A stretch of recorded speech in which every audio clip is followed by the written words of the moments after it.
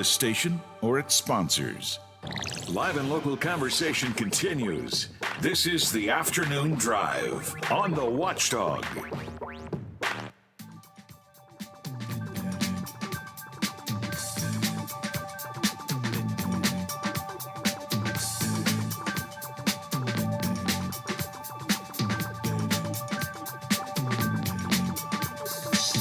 You may find yourself living in a shotgun shack, and you may find yourself in another part of the world, and you may find yourself behind the wheel of a large automobile, and you may find yourself in a beautiful house with a beautiful wife, and you may ask yourself, well, how did I get here?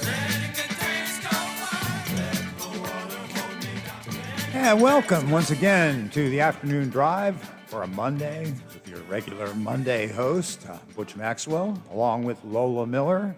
Hi, Lola. How are you today? I am well, Butch. I Good. am well. How Good. are you doing? I'm doing great. I feel so much better. I can't tell you what changed in the world, but somehow I feel this great sense of relief. Yes, You know? isn't it like this huge cloud? Has the one bad thing is, now I don't post on Facebook, Yeah. basically. But to some of my friends, I posted, "Phew, late night's really going to get boring come January." Yeah, it you know? is. Yeah, I'm sure they're still going to find lots of material, but I mean, after all, Joe Biden is famous for all of his gaffes and everything. I I'm know, sure but that's those won't be as upsetting. no, they won't. No, not nearly so. We're in for a new era that might seem a lot like 4 years ago or so, but yeah, it feels like there's been a great weight lifted off. Now, if those of you who might have tuned in the last half hour, I was during the last half hour to talk with Bill DeFabio about politics, something we usually don't talk about. But he invited me on. He said, "Let's talk about this." And I think that he seemed to be accepting of this. So today on the show we're going to be talking about this. Obviously, this is going to be one of the major conversations. But I hope to do this with an air of balance, let's say, of recognition that even though my personal preferred candidate won, that may not be yours. And so I'm going to approach this with some empathy in that I remember how badly it felt when the candidate that I had wanted to win in the last election didn't win.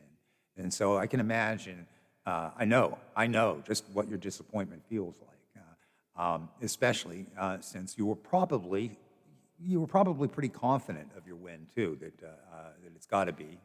And there was a time during that Tuesday night that I had that same sinking feeling that, hey, we're just in for a rerun. What did you think when Florida came in? First of all, I knew he wasn't going to take. I knew Biden was not. Florida gonna take would Florida. stay red. Right. Yeah. That was a given.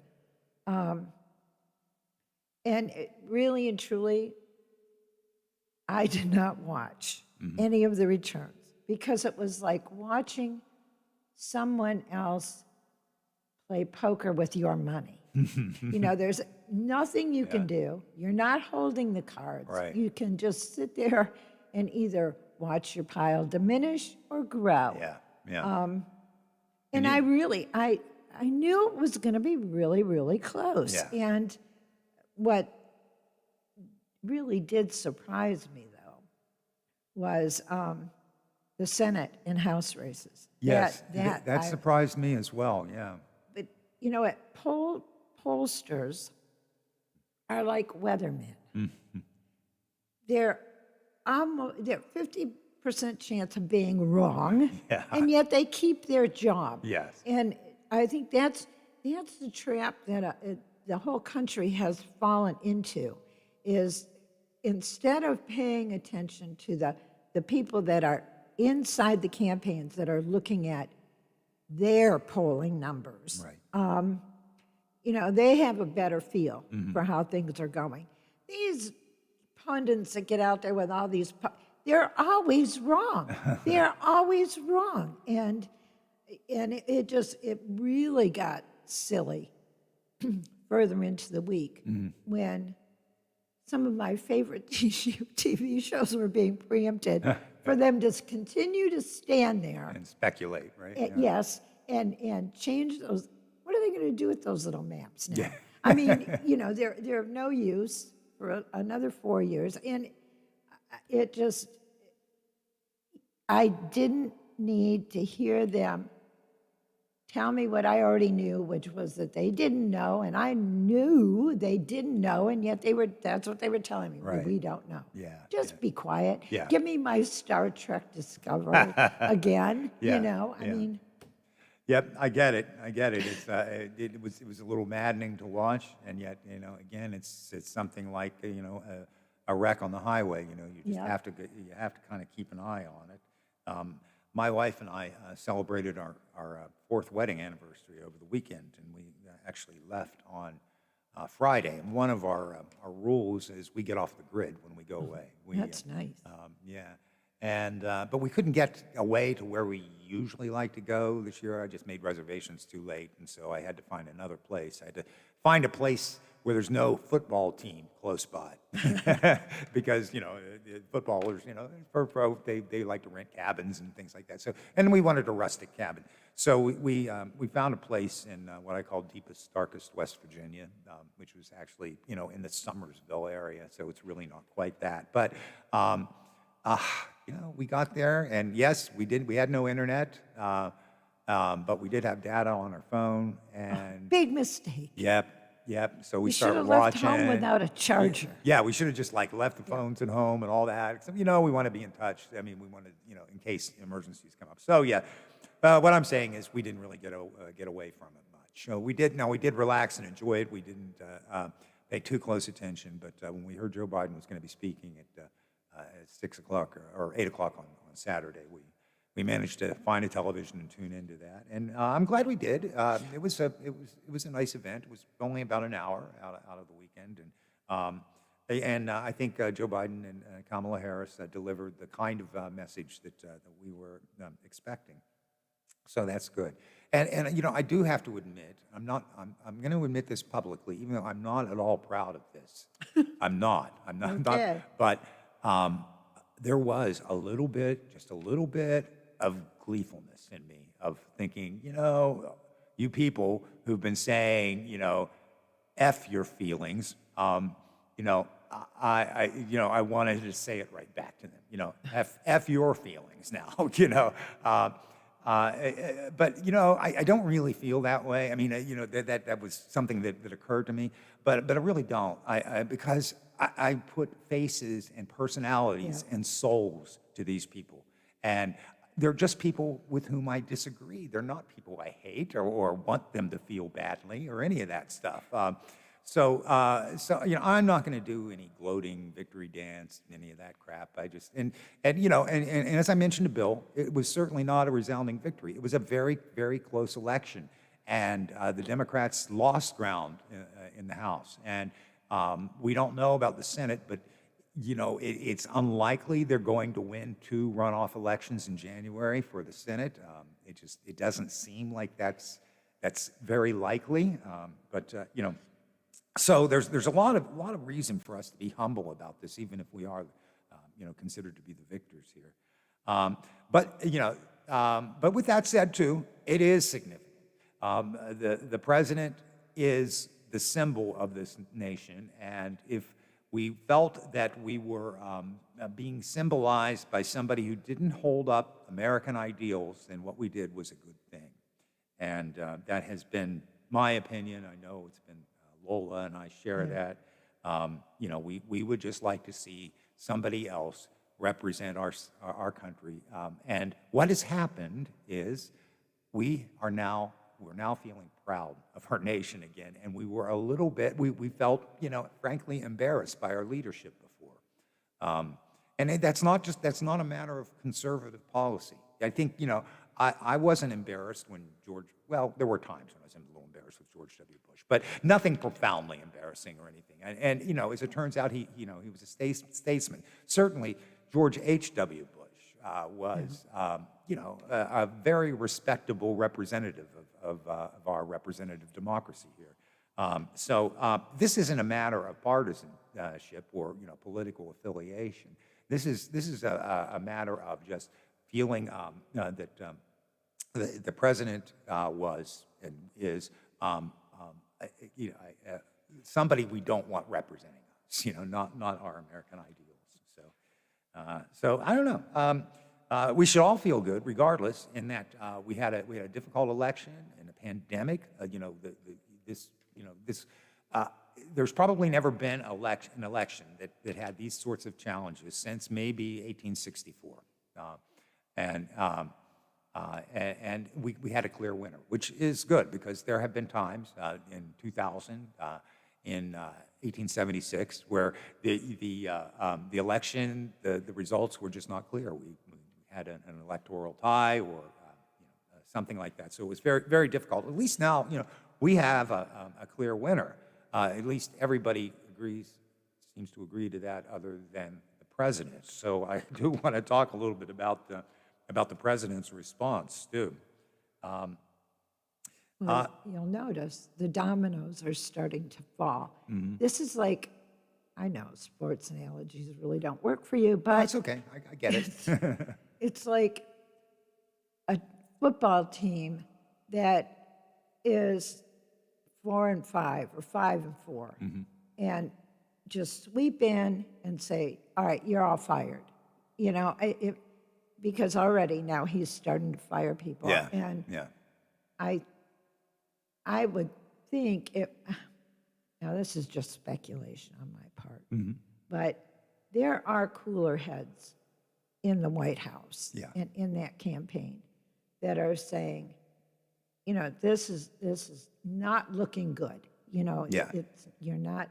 So you want to have the court challenges? That's fine. Yeah. Yeah. But you know, dial it back. Dial it back. Right. Right. And I think that, you know, people are going to start, you know, get going by the wayside. And I know the threat is there for any Republicans that, like Lindsey Graham. I Right. mean, he is not even close to the person he was 5 years ago. True. Yeah. And, Yeah. you know, this steadfast standing, just, you know, saying all the things that are being said Right. about cheating and fraud. And, you know, but I think they feel that they still have to, you know, have some loyalty there because he is going to be a political presence for many years to come. Yes. Yes. He most likely will, at least until he goes to jail. And you know, I think that's another strong possibility. I mean, you know, it's crazy. Yeah, Lindsey Graham won his reelection pretty handily, despite the fact that the Democrats poured a whole lot of money into that district and had a you know, a viable candidate, but he didn't make it. Mitch McConnell also hung on to his job. And you know, it was thought that perhaps they could unseat him, but Amy McGrath did not prevail. So you know, there's a lot of these responses were not, you know, a lot of these outcomes were not happy for the Democrats, and how President Biden is going to govern if he has only the House and not the Senate. That's going to be up in the air. We'll see. Now, he has been known to work pretty well across the aisle, but I remember Mitch McConnell saying right after Barack Obama was elected that it was his number one priority to make sure that Barack Obama was a one-term president. And that, yeah. And so that is not giving somebody a chance, folks. No, I heard that a lot after Trump was elected. Give him a chance. Yeah, that was reasonable too. Sure, give him a chance. Didn't take him long to prove what he was going to be. You know, the Muslim ban. There were a lot of things that happened right away. but give him a chance. So can we ask the same of Mitch McConnell to give Joe Biden a chance at maybe bailing out the economy, at putting forward a national policy to reduce the impact of coronavirus? Those sorts of things. How about just all the cabinet has to be voted upon by the Senate? So will Mitch McConnell let him have his cabinet people? Here's a question for you. We all know how Mitch McConnell is just sat on bills. Yeah. We all know how a lot of people feel about Nancy Pelosi. Yeah. Is it not time, and I said this 4 years ago, is it not time to replace her and have someone new that is going to be far more moderate, not necessarily in the policies that she's trying to push, but in her temperament In her temperament, and yeah. her ability to work well with everyone. I mean, let's face it, that's part of the problem, is she has become such a polarizing figure in the party and on Capitol Hill altogether. Yeah. But I mean, there's a lot of infighting now, despite what some Democrats I heard interviewed over the weekend want to say, inside the party itself. Oh, sure, there's bound to be. I think perhaps it's time. Get someone else in there. You may be right. I don't feel really strongly about it because I don't really see her as a radical. She's more of an institutionalist. But I think her demeanor, I think your point about her demeanor and her sort of abrasive style has become it's become difficult for especially for Republican men to work with her. And I think that's one of the biggest problems is she's a female, and therefore, when she's assertive, guys are bold and dynamic. Women, you're a bitch, and I think that's what it is. And I think it's to me, it's paternalism. It's the same thing that baffles me about Hillary Clinton. I never loved Hillary Clinton. I never loved her, but I liked her okay. And I didn't understand why she was so repugnant to so many people. And I think it's the female thing. I'll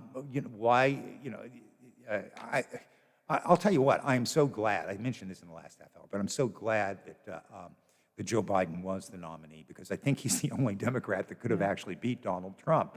And he's a moderate, and he's a man. And I don't think Kamala Harris at the top of the ticket would have. No, I'm sure she wouldn't have done it. She wouldn't have made it. No. Because she's not only a woman, which is really bad, but she's also black and Asian, and that's and a Democrat. So you've got a quadruple threat there. So I think that they made the right choice in who they nominated, and it's borne out by the fact. So America delivered its verdict on Donald Trump last week. I think that's the fair way to say it. It was a referendum on whether we're going to keep the president or not. And when you consider this, in the last 120 years or so, it's unusual for us to vote out a sitting president.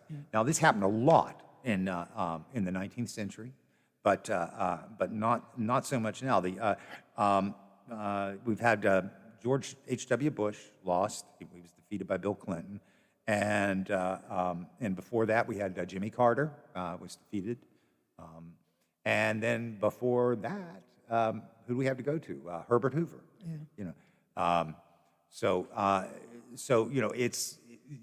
This is really different. And you might consider that it's not so much that Joe Biden defeated Donald Trump, but Donald Trump defeated Donald Trump. His political demise wasn't caused by the coronavirus entirely, but the underlying familiar deficiencies of character and leadership,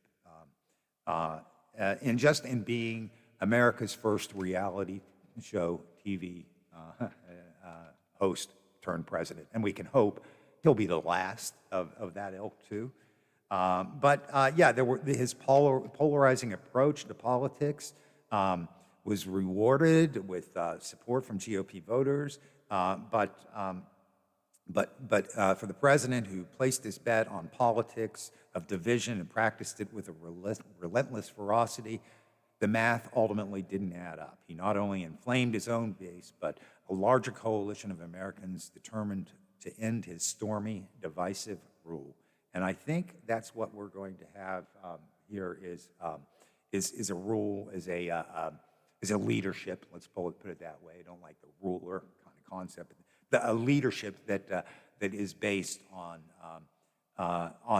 trying to pull us together, and that is one theme that both Biden and Harris said on Saturday night was this is a time to heal.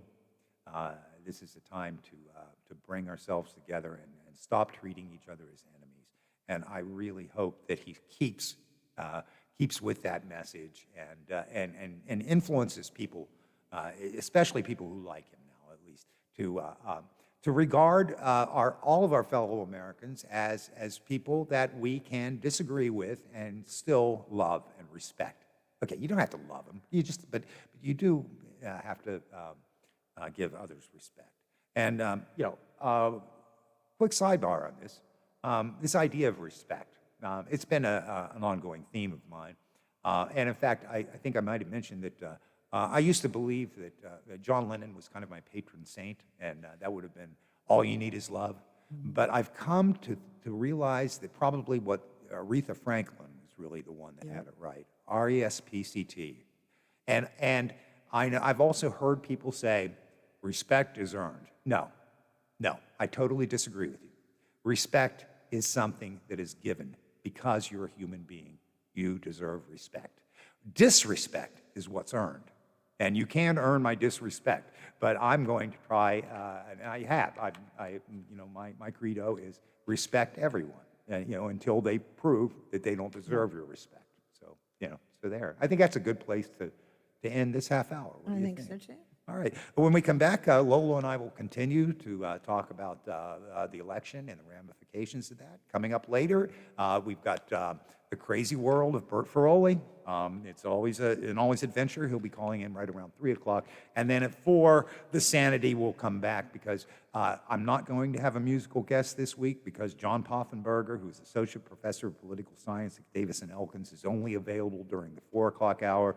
So I hope next week to bring back live and local music. But I thought it was important that this week that we talk to Professor Poffenberger. So that's what we will be doing for the rest of this of our ride here until 5 o'clock. It's a beautiful day. I hope you can enjoy this a little bit outside. It's 75 degrees. Going to be that until about 5 o'clock. And the only rain coming up this week is Wednesday. So enjoy our little bit of Indian summer here. You're listening to Butch Maxwell along with Lola Miller on The Watchdog. Wheeling Coin and Hobby on 10th Street in Wheeling, next to the Bridge Tavern in downtown Wheeling, wants to buy any and all unwanted gold and silver jewelry. They are paying top dollar for 10, 14, 18, and 22 karat gold plus 925 sterling silver. They also want to buy collectible coins and paper money from before 1933. Wheeling Coin and Hobby is open daily from 9 a.m. to 5 p.m., Monday through Saturday. Coin and Hobby, 304-232-8430, and add them on Facebook. The possibility of lung cancer can be pretty scary, especially if you're one of approximately 8 million current or former smokers at high risk. That's why SaveByTheScan.org wants you to know that now there's a breakthrough low-dose CT scan that can detect lung cancer early, and it only takes 60 seconds. You stop smoking, now start screening. For an easy quiz to see if you're eligible, visit SaveByTheScan.org. It could save your life. SaveByTheScan.org is brought to you by the American Lung Association's Lung Force Initiative and the Ad Council. Hey, I'm going to the kitchen. Can I grab you a Coors Light? Yeah, that sounds good. Huh. I never knew there was a zip line in my fridge. Hey, buddy! Yeah? You got 2 Coors Lights up there? You got it! Always brewed down to 34 degrees. With a taste as cold as the Rockies, only Coors Light gives you refreshment every time. Here you go, 2 Coors Lights. Awesome, man. Wow, these are really cold. That's the only way I deliver it. Sure, I mean, you being a mountain climber and all, Yep. you probably need a pretty warm coat in there, huh? Yep. Hey, Ben! Yeah! Ask him if he has any nachos. You got any nachos in there? No. Just icy cold Coors Light? Yep. That makes sense. It is the Rockies. Coors Light, the world's most refreshing beer. Coors Brewing Company, Golden, Colorado. With great beer comes great responsibility. Wheeling Coin and Hobby on 10th Street in Wheeling, next to the Bridge Tavern in downtown Wheeling, wants to buy any and all unwanted gold and silver jewelry. They are paying top dollar for 10, 14, 18, and 22 karat gold plus 925 sterling silver. They also want to buy collectible coins and paper money from before 1933. Wheeling Coin and Hobby is open daily from 9 a.m. to 5 p.m., Monday through Saturday.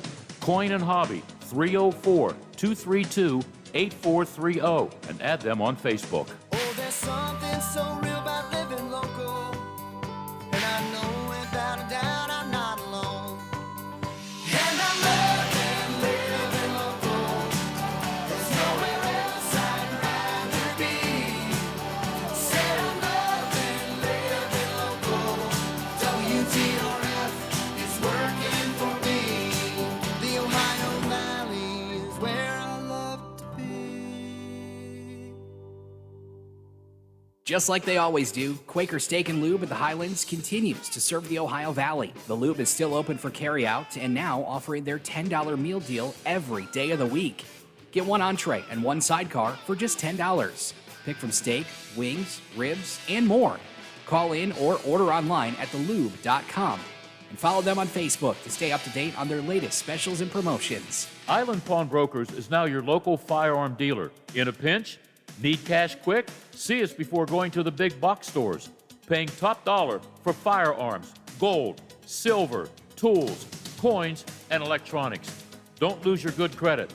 Let us give you instant cash. Stop by 2 North Broadway Street on Wheeling Island, Monday through Friday, 9 a.m. to 5:30 p.m., and Saturday, 10 a.m. to 2 p.m. Island Pawnbrokers. Stop in for instant cash. For all of your IT needs, visit OmniPerforms.com.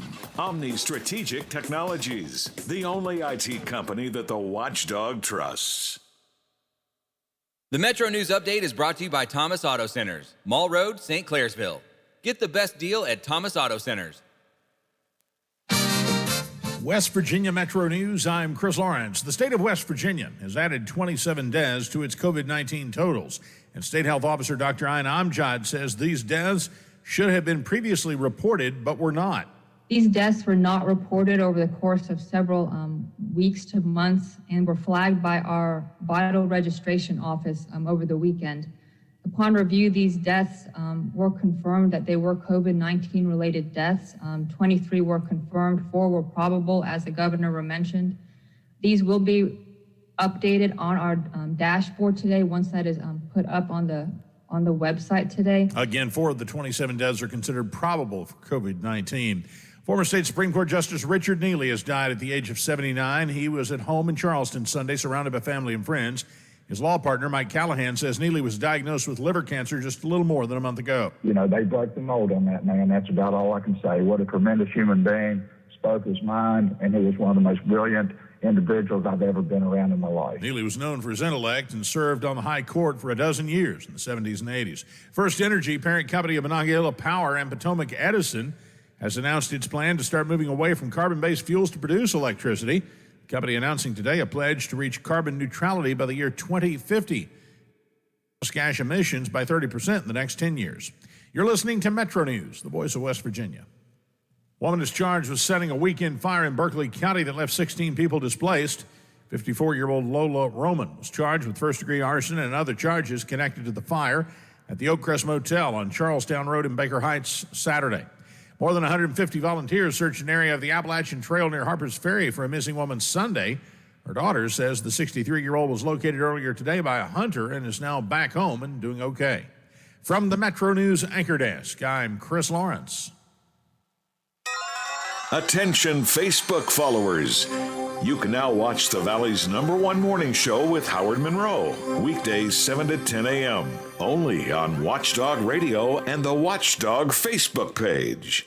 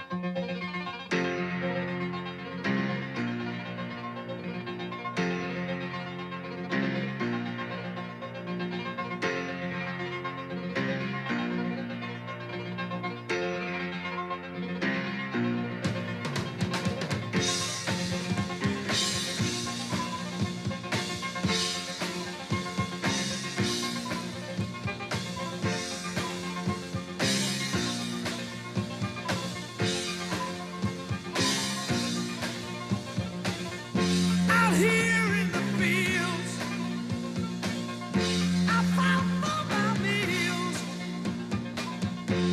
I get my back into my living.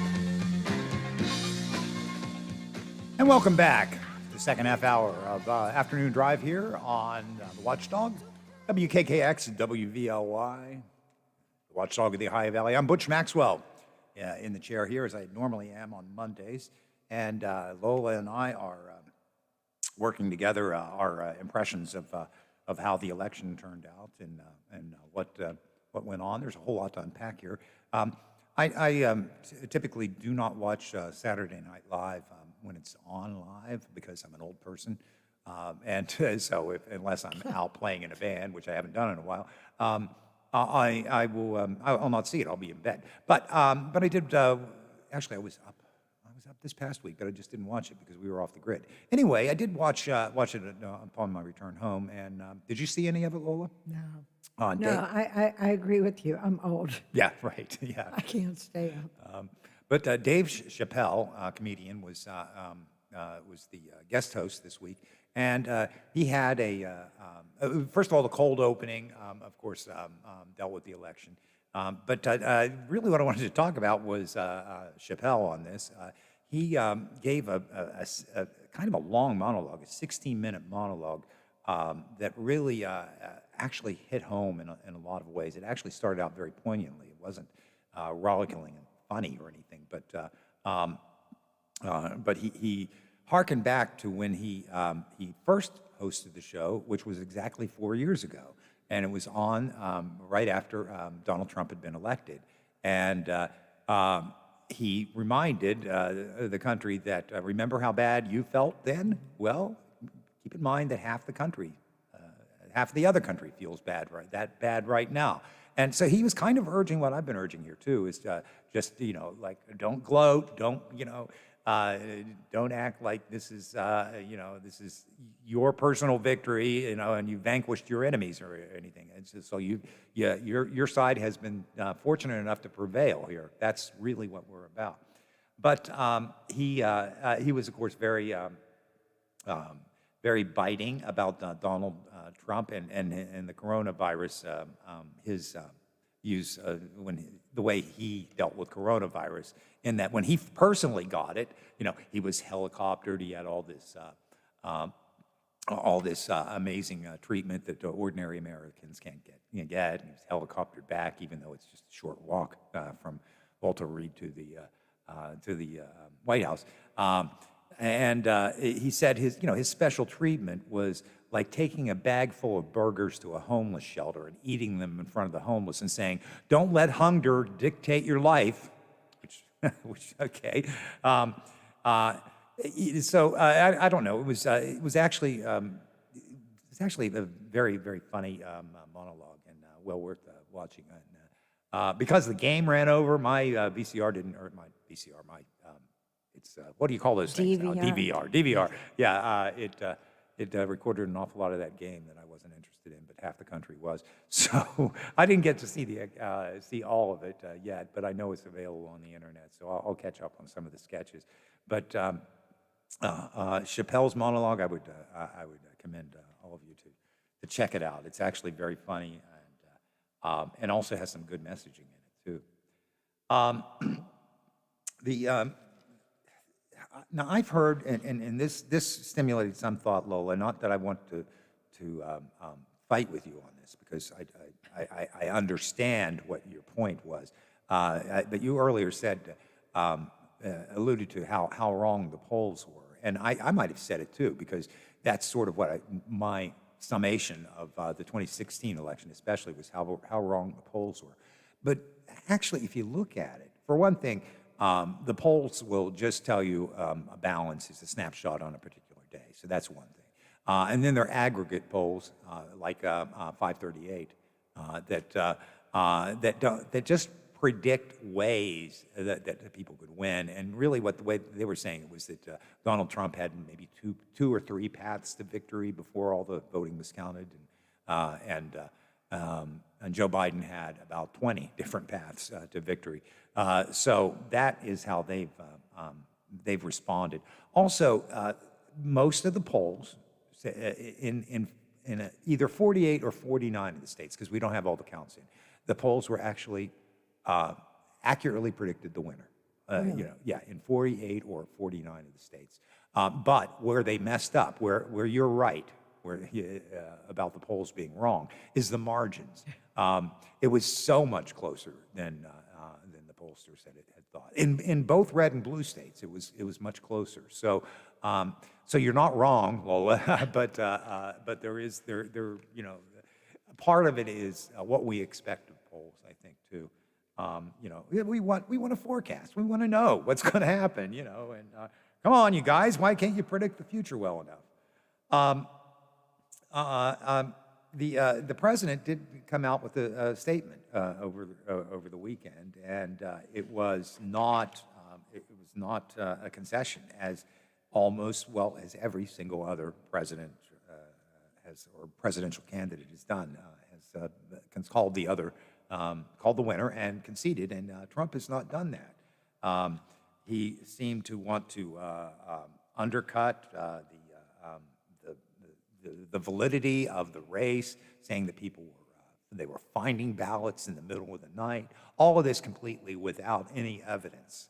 One of the striking things that I noticed with the media coverage, and what I was watching was mainstream media. I wasn't watching cable news of any sort over the weekend because that's all I had available to me. And I didn't watch that much of it, but when I watched it, I noticed one big change. They stopped talking, and this was ABC and CBS is what I was able to see, different coverage on those two of the big three. They stopped saying the president spoke a mistruth, or the president said without evidence.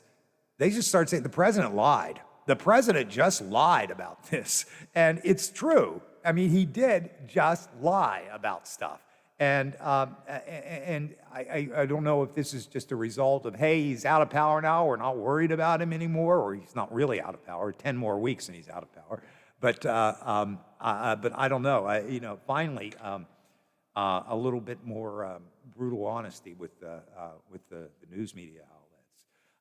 Donald Trump was on the golf course when the networks called his election on Saturday, late Saturday morning, and there was no immediate way to tell how he reacted.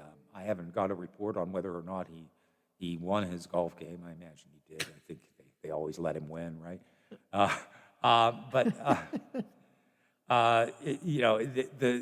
He was one of 4 presidents in the last 100 years who was fired, who was not allowed to keep his job. And so that labels him with the thing that he hates most of all, loser, the big L, yeah. And Lola's making the sign in the booth now. That's something he just can't stand. And so, I don't think he's actually going to be literally dragged out of the White House kicking and screaming, but figuratively, yes, he already is. Do you have a thought? No, I'm just curious. What would they do? Seriously. I mean, this is a serious question. Yeah. If he actually just refused to leave. Leave the I White, mean, physically to leave the White House, we have enough people that we can carry him but, out, but you know. I mean, how? He legally, as of January 20th at noon, he is no longer the president. He does not have a right. So he could be arrested for trespassing, you know, frankly. You know, I really think that I know Bill Maher has been upset. What if he doesn't leave? Like, yeah, he's going to leave. He's going to leave. And I think that sort of speculation it makes us more anxious. I mean, does it make you more anxious to think Yeah, about that? Yeah. and people have asked me that. Yeah. You know, what do we do? Yeah. Now, I just got a notice. I get the Detroit Free Press news blurbs all the time. The Michigan courts have turned down some request that he had, a legal request, Not because they didn't provide any documentation to the charges that they were. Yeah, the legal charges are all pretty dubious. He probably stands, you know, according to the legal scholars that I've listened to or read, that he has the best shot, perhaps, at Pennsylvania. But he's going to have to win multiple states. Now, assuming that I think Georgia's still up in play. It was this morning when in Arizona. It was still not, you know, even though the AP and Fox News called Arizona for Biden a long time ago, some of the news outlets didn't. I think, in fact, I don't think any of the others did, other than the AP and Fox and anybody who depends on AP. And that might be NPR too, I'm not sure. I think they have their own. At any rate, it looks like Biden's going to be positioned to win several more states, meaning that even if Trump overturns Pennsylvania, it's not going to change the outcome of the election. And at that point, you know, do you really go on, you know, to fight this clearly losing battle? I mean, how much loss can Trump stand? Is another thing. Now, I get it. And I agree with Mitt Romney came out today and said that the president should go ahead and exhaust all of his legal maneuvers. And yeah, sure, you should. You know, if you want to recount, and you know the law says you have a recount coming, fine. The recount almost never changes an election in a significant way with the kind of margins we're talking about in a national election. Sometimes local elections, yes, it can make a difference, but even in statewide elections sometimes. But you're talking pretty big numbers for a national election. And yes, we're talking a statewide election for the president. So it is possible. So go for it. Get those recounts in. But you know, once this is all certified, it's done. It's done. And I'm not sure of the exact date. It's sometime in December. Do you happen to know that, Lola? I think it's sometime in December that the states are required to authorize. I want to say the 8th, but I'm not. I think you're right. It's right around there, anyway. Yeah, and you know, the other big worry has been that where Republican legislatures control the electors that do the actual election, because as you guys know, because you're smart people, you're listening to WKKX, you know that we don't directly elect the president. We vote our preferences, and then the state legislatures put up electors, and they are the ones. In West Virginia, we have 5 electors. So those 5 people are going to now, you know, and in West Virginia, it's no problem. We've got a Republican legislature, and Trump deserves all 5 of the electoral votes from the state of West Virginia. And most states are like that, winner take all. So for people like me and probably Lola, who voted for Joe Biden, our votes don't count. They just don't count. Doesn't matter. Doesn't matter because there's more people who voted for Trump than our votes zeroed out. They mean nothing. Nothing. How empowered do you think we feel? Not at all. You know, this is so this is one of the things I think that Burke wants to talk about is the Electoral College and things like that, and what's kind of systemic changes that we need in in this government too, because to me it's outrageous. We are, this is the one office that affects everybody, and that we all, throughout the whole country, we vote for the two people at the top, the president and the vice president. It only makes sense that we all get a vote in it. And so this, and if we would get rid of the Electoral College, that would get rid of all this statewide stuff, and ultimately, I think the most important thing is it would make the citizens of this great nation feel a lot more empowered. Okay, we have a call. Yeah, it's Wade. Hey, Wade, how are you?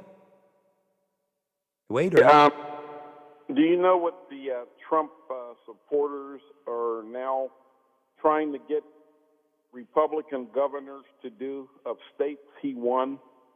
No, do tell. Appoint electors who will vote for him, even though Biden carried the state. Right. That is what I was just talking, probably at the right time, just at the time that you picked up the phone to call. That's what I was talking about, yeah. And that's a real possibility, although it's never been done before. But, a lot of things over the last 4 years are things that have never been done before. So it's 2020. Yes, right. You're right, Wade. It is. And how did you feel about the election? What were your overall? I'm floating on a cloud. Are you? All right, good. I'm glad. I am too. I just felt, oh my gosh, the weather was beautiful. It was just like, the world has opened up here. It's great. Even God is smiling on us. Yes, I agree with you, Wade. We're on there. You think it's time to get rid of the Electoral College? Absolutely. Amen. Absolutely. I've been saying that for many, many, many years. Yes. And who would have to do it? Congress pass a law? Or well, the states and Congress would. Congress would. Normally, the way this is done is Congress first makes its move, and then it goes to the state, and it has to be ratified by 2/3 of the states. So, okay. Yeah, it's tough. It's really tough. Now, it has been done 27 times in this country. So, I don't know. Well, not really 27 different times. The first 10 were all at once. But yeah, it's been done. But it's tough. How do you like some of Trump's insider pointing the finger at Jared? Is that his son-in-law? Yes, that's his son-in-law. That's pretty amazing. I think what we're going to see here, Wade, and I'm kind of gleefully hoping for this is that the chips are really going to start to fall. Now, what happens? Trump, as you know, is most likely under indictment by the Southern District of New York. He's the unnamed co-conspirator number one. Right, unindicted co-conspirator, right. And and that's a state law. That's a state crime. And not to mention all the stuff that's left over from the Mueller investigation, where it seems pretty clear that, a lot of people, 9 people went to jail, I think more than that, actually went to jail over what happened in the so-called hoax of the Mueller investigation. Trump could do this. One thing he could do in order to avoid federal prosecution is he could resign the day before inauguration, and then Pence becomes president, and then Pence pardons Trump. God. Yeah, I know. It's the nightmare scenario. But it still wouldn't protect him from the state laws, from the state courts and stuff. You know something fishy when Putin in Russia says Biden has stole the election. Yeah. Even Putin's rooting for Trump. Oh, yes, absolutely. You're not surprised by that, are you? I'm sure you've been. I think there's some entanglements there. Oh, there definitely are, and I hope we find out what they are. I think this veil of secrecy that the president has operated under, just by privilege of his office, is going to disappear. Donald Trump has never ever faced consequences for anything. When Trump believes Putin over his own national security team, something's wrong. Something's desperately wrong. We've never had a president who took our enemy's word over our own. And definitely Russia is not our friend. At least put it that way. I'm not sure if they're a mortal enemy, but I think they are. They've declared war on the U.S. by interfering with our election, 2 election cycles in a row at least. So yeah. Well, it's not over yet. Keep watching. You're right. It's not over, Wade. Nice talking to you. Nice talking to you. Thanks for your input. I appreciate it, Wade. Call back sometime. Here's my thoughts on this federal prosecution. Mm-hmm. I do not, no matter what Trump did under the guise of being president, right? I do not want all these angry people on Capitol Hill to start yelling to indict him. Mm-hmm. We need to heal. Yeah. And by bringing some type of any kind of charges out of the government itself is just going to make matters worse. Yeah. We've heard for 5 years now, all these slams against the other side and lock her up and do this and do that. It's time to put that behind us. Now, if states want to go after him for things, that's the state's business. Okay. Yeah. But, it just, oh my God, have we not had enough of this? I'm not kidding. You make an excellent point, I think, Lola. That's that will, if our main objective is to try to unite, then putting the former president in jail is not the way to do it, even though he wanted to put Hillary Clinton in jail and he wanted Biden to be locked up and all this other stuff. We're bigger than that. I like it. I like what you said there. I think that's something we might want to keep in mind. On the other hand, it wouldn't upset me too much to see Donald Trump pay for his crimes. But yeah, I agree. The prosecution. Once it's over, I think most of us would just rather be. Even with Nixon, it was like, all right, Ford, the nightmare is over. We'll just get behind it. We'll just forget about it. Of course, by the way, Ford, we're not going to reelect you. But yeah, I think you've got a good point. All right. Well, you've wasted one perfectly good hour with me today. Stick around. We've got a couple more to go. Coming up in the next hour, we've got The World According to Bert. And Lola and I will continue to talk. And we're looking forward to having John Pfaffenberger in our 4 o'clock segment. You're listening to Butch Maxwell guest hosting right here on the Watchdog Afternoon Drive. The Watchdog is FM 98.1, AM 1600 WKKX Wheeling, FM 97.7, AM 1370 WVLY Moundsville. The ABC News is brought to you by Thomas Auto Centers, Mall Road, St. Clairsville. Get the best deal at Thomas Auto Centers. Filed. The Trump campaign is challenging the access election observers were getting to watch the mail-in ballot count. That process is nearly done in Michigan, but the Trump campaign said it wants to press the case because review and certification of election results continues.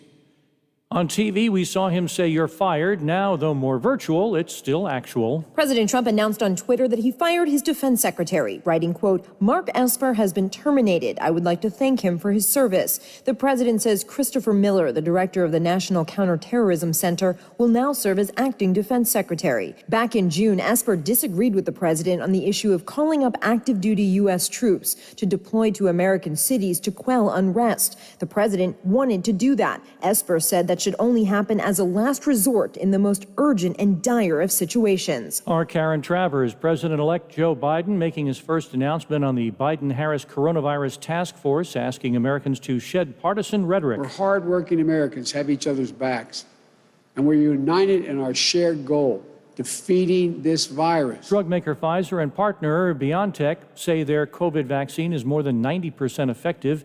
Editor-in-chief of Investopedia, Khalib Silver. The stocks exploding higher on the news. They were already heading higher before we got this news this morning, continuing a rally from last week that added about 7% to the S&P 500, the best election week rally since 1932. The Dow's been up more than 1,000 points. Hours after his spokesman said Housing Secretary Ben Carson has COVID, 2 sources tell ABC News so does David Bossie, President Trump's outside advisor leading the campaign's legal challenges. You're listening to ABC News. Thinking about life insurance? What if you could make one free phone call and learn your best price from nearly a dozen highly rated price competitive companies? Well, that's exactly what happens when you call SelectQuote Life. For example, George is 40. He was getting sky-high quotes from other companies because he takes meds to control his blood pressure. But when I shopped around, I found him a 10-year, $500,000 policy for under $25 a month. I'm SelectQuote agent Dan Savino. And believe me, if SelectQuote isn't shopping for your life insurance, you're probably paying too much. For your free quote, call 800-721-4880. That's 800-721-4880. 800-721-4880. Or go to SelectQuote.com. Since 1985, we shop, you save. Get full details on the example policy at SelectQuote.com/commercials. Or price could vary depending on your health, issuing company, and other factors. Not available in all states. If a vaccine for COVID does pan out, analysts say it's a game changer that Wall Street's hoping for. Italy's top doctors call for a total lockdown as hospitals fill up. Italian healthcare workers are warning the country's lockdown of just 4 of its 20 regions is not enough to prevent people sick from COVID from overwhelming the hospitals here. Many hospitals are already reporting having to postpone operations and non-COVID related hospitalizations. Italy has implemented a 3-tier color code system with red regions going under near lockdown. In those places, just grocery stores and schools are open. There's also a national curfew from 10 p.m. to 5 a.m. Megan Williams, ABC News, Rome. Among the notable silences about the U.S. election winner, says ABC's Tom Rivers. China says it's taken note of Joe Biden's declaration of victory, but is holding off on sending any message of congratulations. A foreign ministry spokesman says the result of the election would be determined under U.S. law, and Beijing would follow international practices in extending its sentiments. The St. Louis couple facing felony charges for waving guns at protesters who marched near their home in June are now suing a news photographer. There are reports that Mark and Patricia McCloskey claim that the journalist trespassed their property to capture an image of the confrontation. The couple came out of their home with an AR-15 rifle and a semi-automatic handgun when protesters marched onto a private street near their home. This is ABC News. Starting route. Your destination is 0.1 miles away. If you drive less than 500 feet, turn left. You have arrived at your destination. If you drive less than 25 miles a day, you could be paying less every day with pay-per-mile car insurance from Allstate. You get the same reliable coverage and hands-on expertise you'd expect from Allstate, but now at a price that's tailored to the miles you drive. Call your local Allstate agent and start paying what's right for you. Includes a daily rate. Prices vary based on how you buy. Subject to terms, conditions, and availability. Not applicable in California. Allstate Fire and Casualty Insurance Company and its affiliates. Chuck Sievertson, ABC News. Frio Stack & Associates auctioneers, realtors, certified appraisers specializing in antiques, business liquidations, multi-parcel land auctions. Frio Stack & Associates is a regional business offering the executor, attorney, agent, and other individuals the most comprehensive and technologically advanced auction and appraisal services available. For information on our service, call our office at 304-233-3168 or email frioauc@aol.com. Frio Stack & Associates sells the earth and everything on it. Hey man, what can I get you? Yeah, can I have 2 Coors Lights? You got it. Hey Mike! I need 2 Coors Lights! Sure thing. With a taste as cold as the Rockies, only Coors Light gives you refreshment every time. Here you go. Thanks, Mike. Doing a great job. All right, 2 ice-cold Coors Lights. That's the coldest beer I've ever had. Hey, they don't call it the world's most refreshing beer for nothing. Okay, be honest with me. Do you really have the Rocky Mountains in your beer cooler? You don't believe it? Check it out. Man, that's pretty amazing. I know, right? I can't believe it myself sometimes. I mean, this cooler is only 3 feet wide. Coors Light, the world's most refreshing beer. Coors Brewing Company, Golden, Colorado. With great beer comes great responsibility. CA House Music has all the gear to make your music legendary. With all the best gear, including Fender, Epiphone, Yamaha, and more, CA House will have you rocking in no time. Get the most for your money with everyday low prices. And we meet or beat internet pricing. Play before you buy and let our product specialists help you pick out the instrument that's right for you. CA House Music, supporting local musicians since 1872. Play music for life.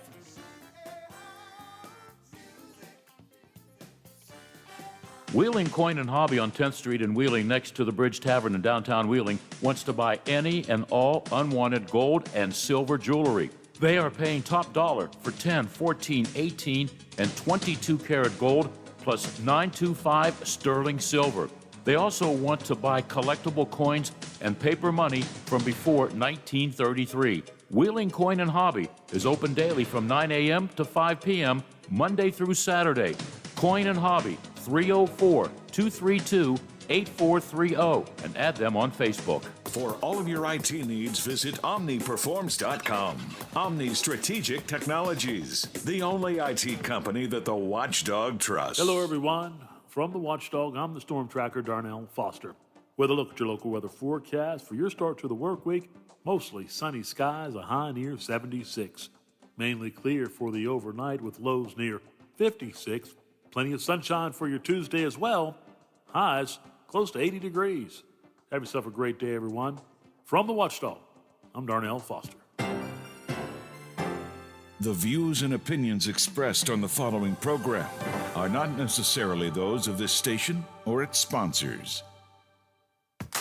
The afternoon drive continues with more news, sports, and talk on the Watchdog.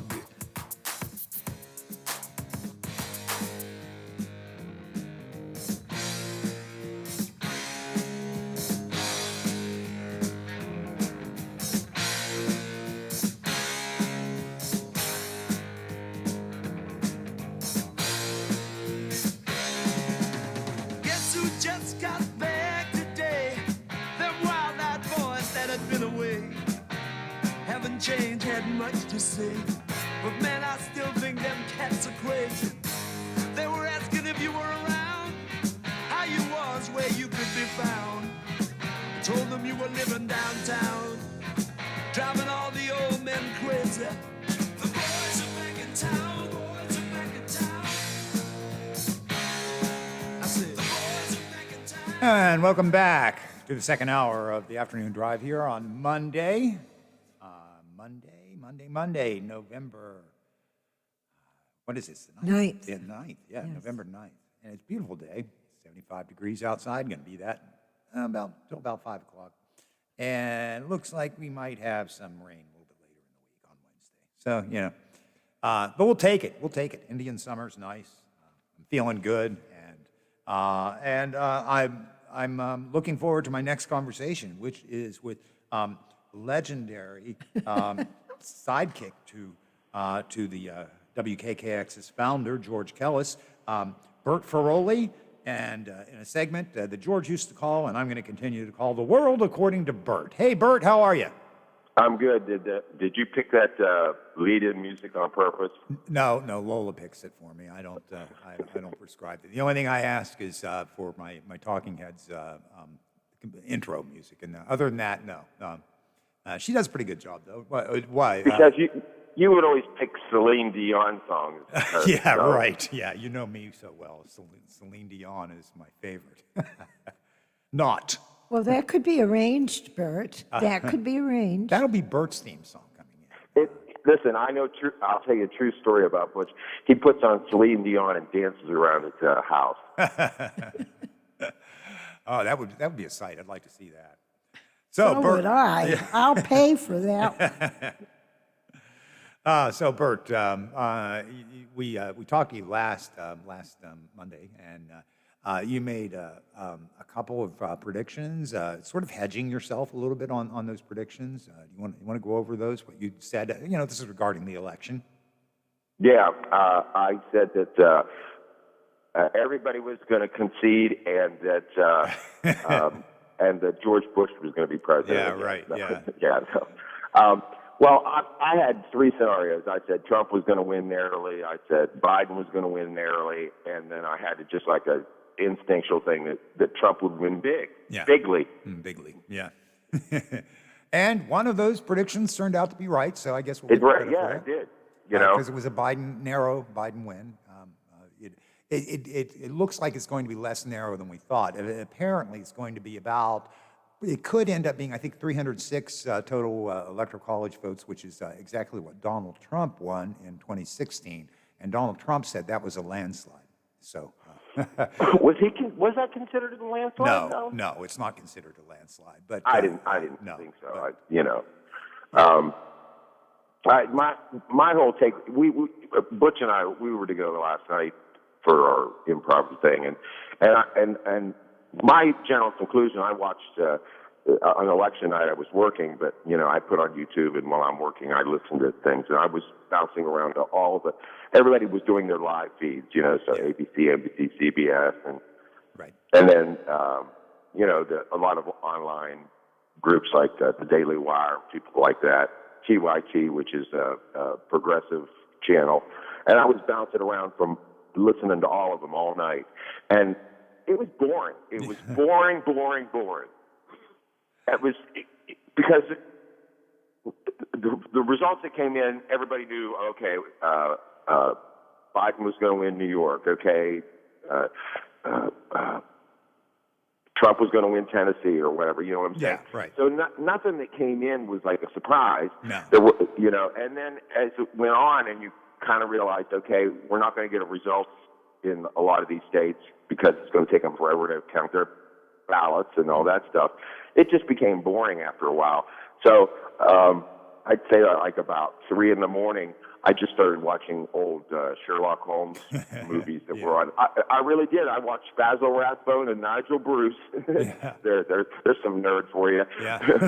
Sherlock Holmes and Holmes, because I just said, well, there's no reason to watch this anymore. We're not going to know anything. No.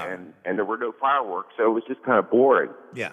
We didn't really know anything until Saturday morning. Really, it was one of those really slow reveals where it seems like it's going to be this, and it did have the kind of there was kind of a dramatic arc in that.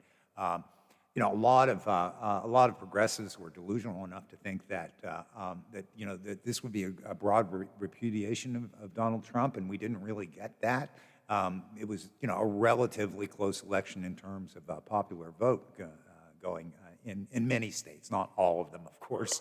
But part of me was like, my heart kind of fell a little bit when Florida went to Trump, but it shouldn't have, because it's gone for Republicans. At least the last 8 elections, I think 7 elections anyway. Yeah.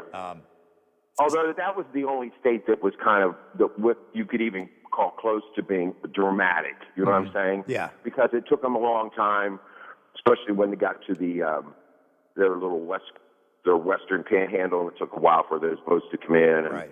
And so but even that drama was just kind of limp. There wasn't real. So yeah. And basically, the Biden proponents were saying, well, you know what, he doesn't need it anyway. So there was that. So yeah, it was kind of anticlimactic on election eve itself. Right. I just wanted to ask you a question. Have you heard when we're finally going to get some, because they're doing recounts and all that stuff. Right. And have you heard anything on a timeline on when they're going to finally say, okay, this is the number? No, not definitively, but according to the Pennsylvania law, they had to count any ballots that they received up to Friday night. So they have to count all of those.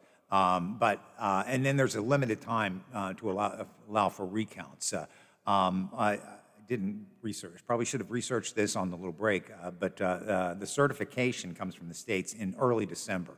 So at that time, then everything has to be resolved. Yeah. Do you think Trump will ever concede? Oh yeah.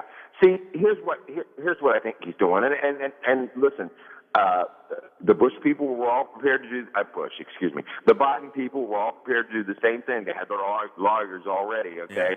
Yeah. He's gonna wait to the last possible minute. Right. And that's why I asked when are we finally going to get this is the official number, because I think once that happens, he'll concede. Yeah. This scenario that the military is going to drag him out of the White House is just, Well, I never really bought into that either. So there's a date, and it's in early December when they're going to be counted, And right now we still haven't heard about Georgia, Georgia and we got Nevada, but Nevada, rather, but we didn't get Arizona yet either. And for some reason, Alaska was taking forever to come in too. Now that's definitely going to go with Trump, but it was kind of those dogs. They got to haul those ballots all that distance. It must be. I don't know. The recount. Well, you know why that is. It's because it takes the Democrats. They have to send all those fixed ballots that they filled out for Biden by sleigh. And it takes a long time to get to Alaska. That was a joke, everybody. Yes, right. We got it. Yeah. In 20 states, results within a certain margin of victory trigger an automatic recount process, and there are 43 states in which candidates and political parties and voters may request a recount, but they have to pay for it. Of course, I don't think paying for it is going to be a big problem, but in the 26 states and the District of Columbia, the certification deadline is between November 10th and November 30th. In 14 states, the certification deadline is in December. I don't have the exact date, but I was able to find that.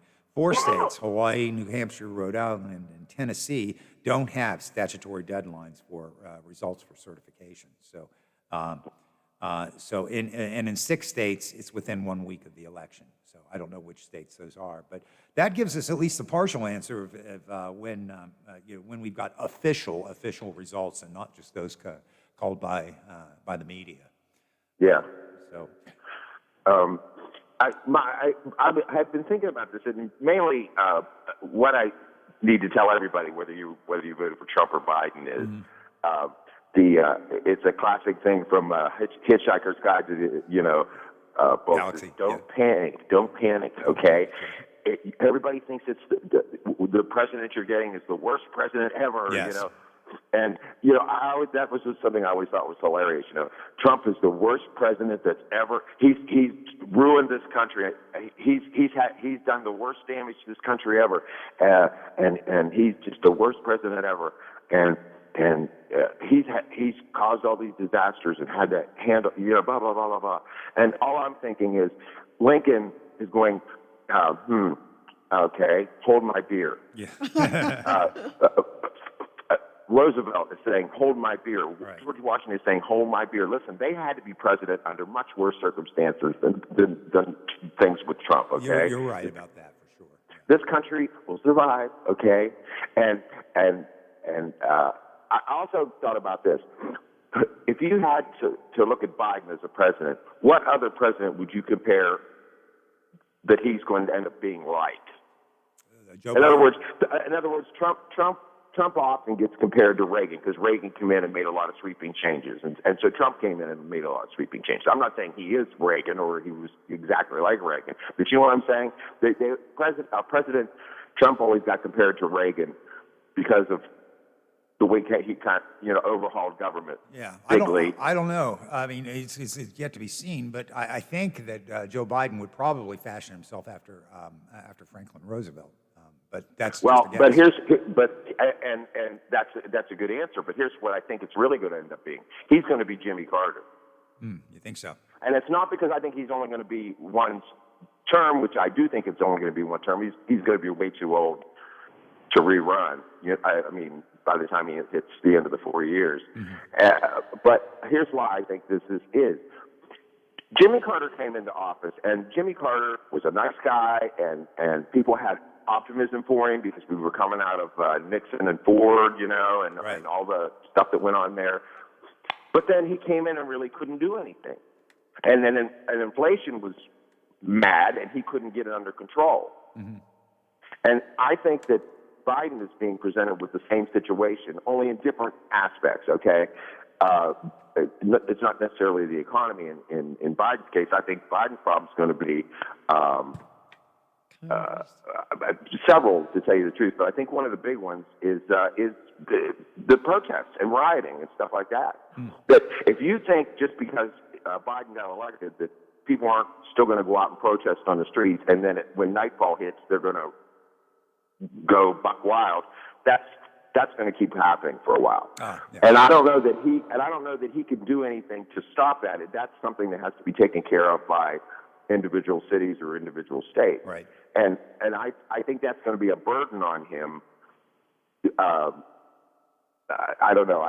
I'm not sure. I'm not sure what kind of policy that he can put forward from a federal level that will address what most of the protesting has been about, which has been, the horrible treatment of black people by police officers. I mean, that's central to what we're talking about. There's a whole lot of other racial frustration underneath that, but that seems to be the triggering. Wouldn't you agree that that's sort of the triggering response? Well, that was the triggering thing. I think it's mutated. I think that you got to realize the three types of protesters are out there.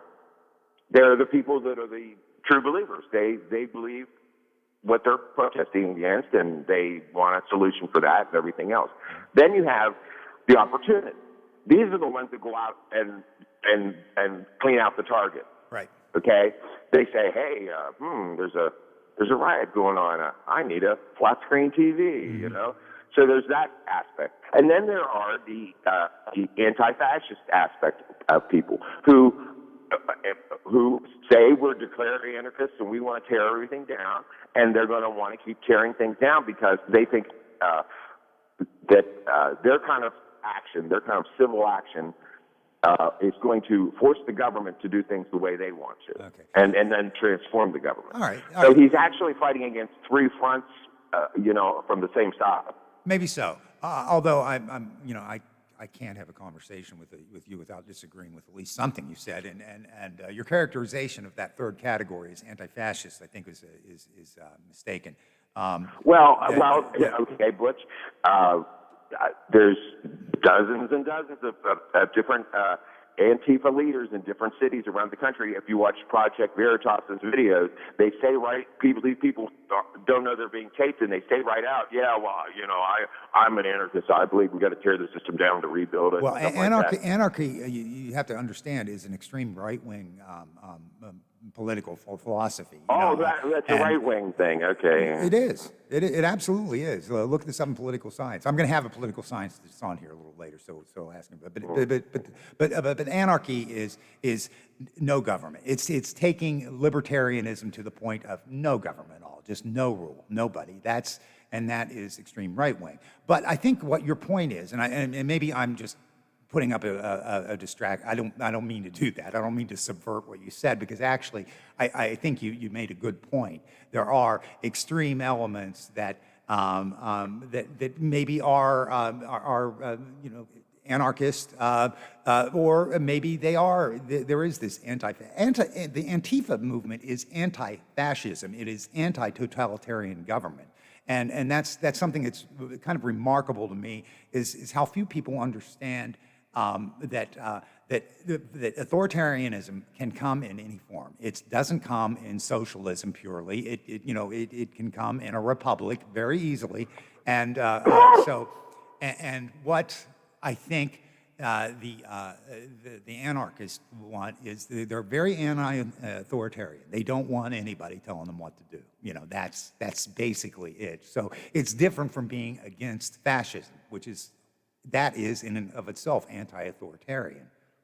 Well, the unfortunate thing about Antifa is that they end up using tactics that fascists would use to get what they want. Maybe so. In other words, you don't and this is during just your peaceful protest. Mm-hmm. You don't go up to restaurants and start throwing things around and tell people that are sitting on the outside cafe to raise a fist. Raise a fist. You got to raise a fist. You don't care about black people. That's fascism. You've got people marching around the streets trying to force other people to do what they want, and that's fascism. And they're using tactics that fascists would use to force people to their side. I don't think they realize what they're doing, but I think that's, Okay, I'm not going to challenge that. I'll just move on. Once again, if you want proof, just go on YouTube. There's tons of videos. I know YouTube proves everything. I know, Bert. I know.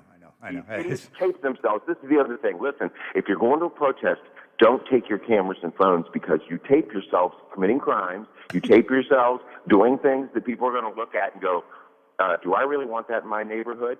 And so you hurt your own cause by putting proof out there. You think you're being look what I did, but really what you're doing is you're giving anybody that would want to oppose you proof that you're using bully tactics. Yeah.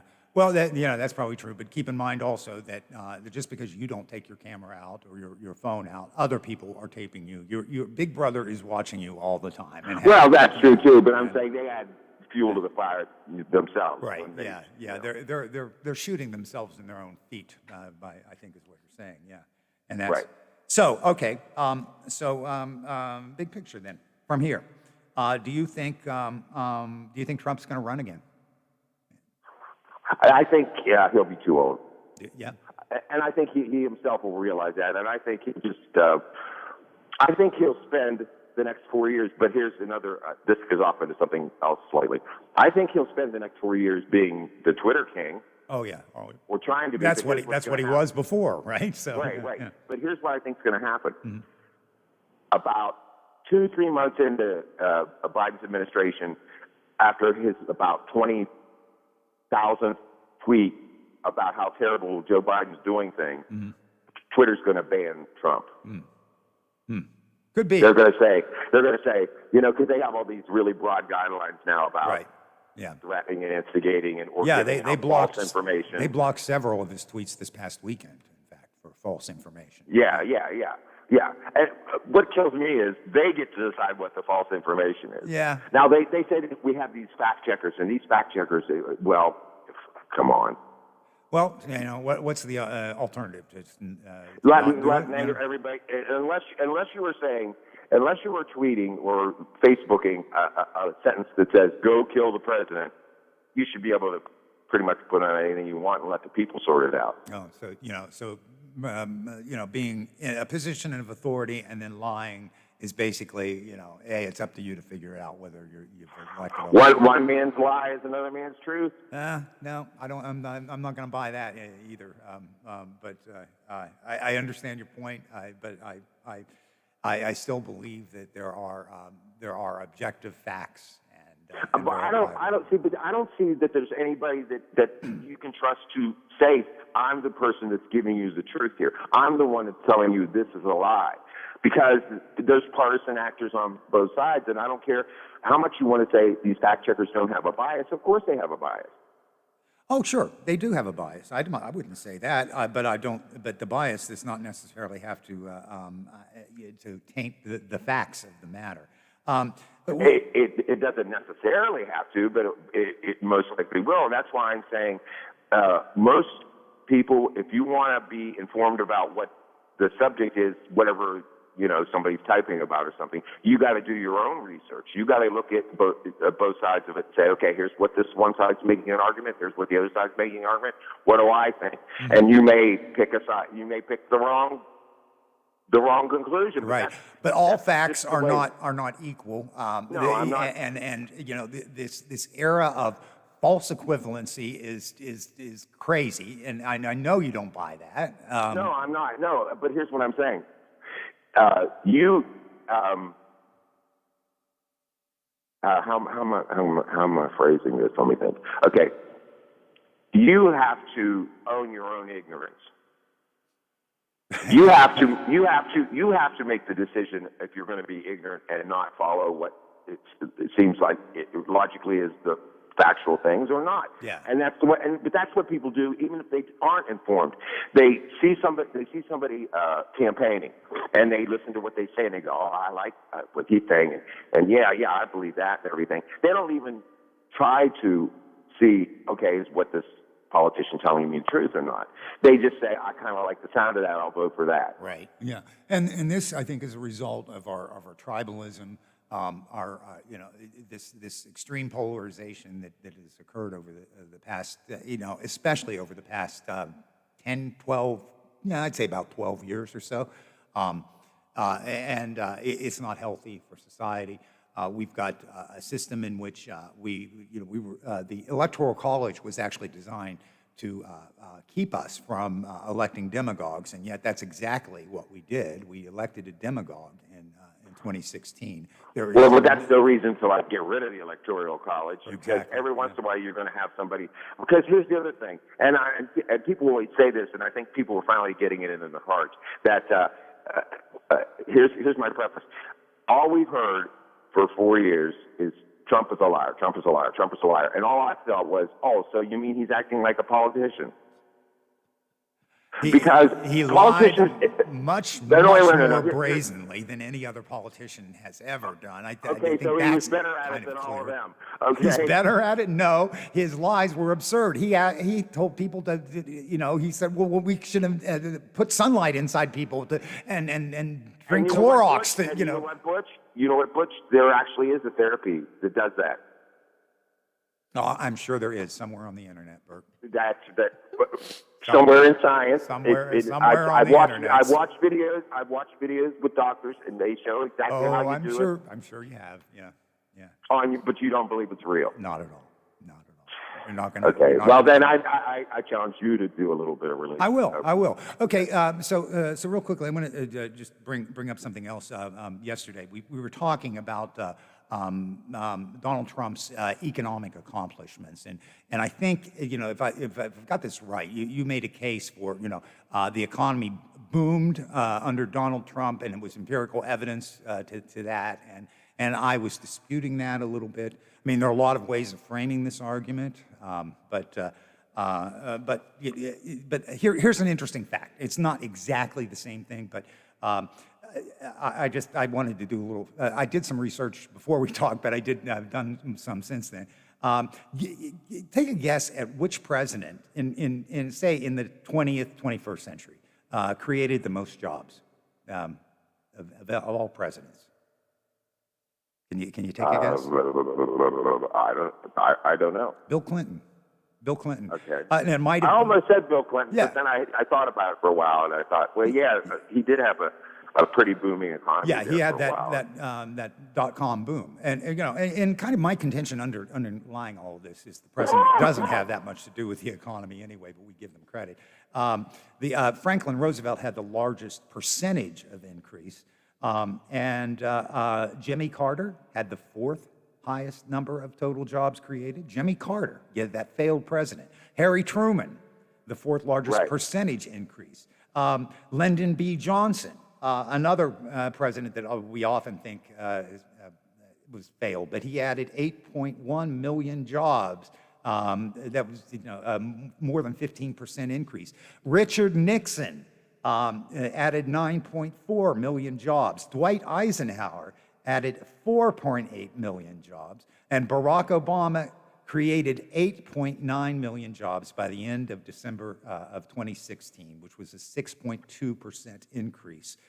George W. Bush created 5.7, John Kennedy 2.5 million, and President Trump created 6.6 in his first 3 years, and then lost more than half of those due to coronavirus. So, we can just say, take that out of the equation and say, okay, well, he created 6.6. The fact is, if you look at it that way, he was far from the most, successful economically president. And so, but again, there's lies, damn lies, and statistics, and I know that you can take statistics to prove anything you want, but I did want to take a look at that. But you can look at this in a number of other ways. The GDP is a pretty good way of looking at it. Business fixed expenses. None of those things has thrived. The only thing that has gone up over Donald Trump's entire term has been the stock market. So if you're a rich person, or if you have, if you want to be concerned about your 401k, he's been good for that. But again, that trajectory started during the first 2 years of Obama's first administration, and clear through the remaining 4 years of that administration. So Donald Trump's, not been that great for our economy, even if we look at it from that standpoint too. Well, here's what gets me. People say, the stock market, he helped out the stock market. Right. Okay. Yeah. Okay. The image in people's minds, because the stock market's evil, is all of a sudden he made all these Scrooge McDucks that have a vault full of gold they can dive in, you know? Yeah. And that's absurd only on the face that okay, the stock markets are businesses. Businesses hire people. You know, if they do better and they're making more money, then they hire more people because they expand their business, which trickles down to the average worker. So to vilify the stock market, like, okay, if the stock market collapsed, who's that going to hurt in the end? Oh, it's going to hurt everybody. Nobody's That's right. But this really isn't the people that lose their jobs because the businesses go under or this isn't collapse. intended to vilify the stock market. This is just to say that the stock market is not the major indicator of economic growth and well-being. You know, that we have historically we've blown away the Gilded Age in the difference between the people at the top and the people at the bottom of this economy. And you know, and that's a course that definitely needs to be changed. That would please people on all sides of the political aisle, other than the very, very rich.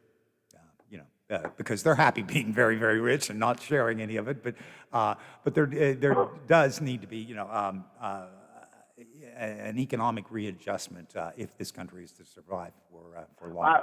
I really hate the phrase "sharing it."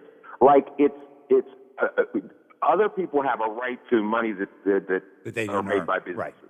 Right. I know. I get that. What?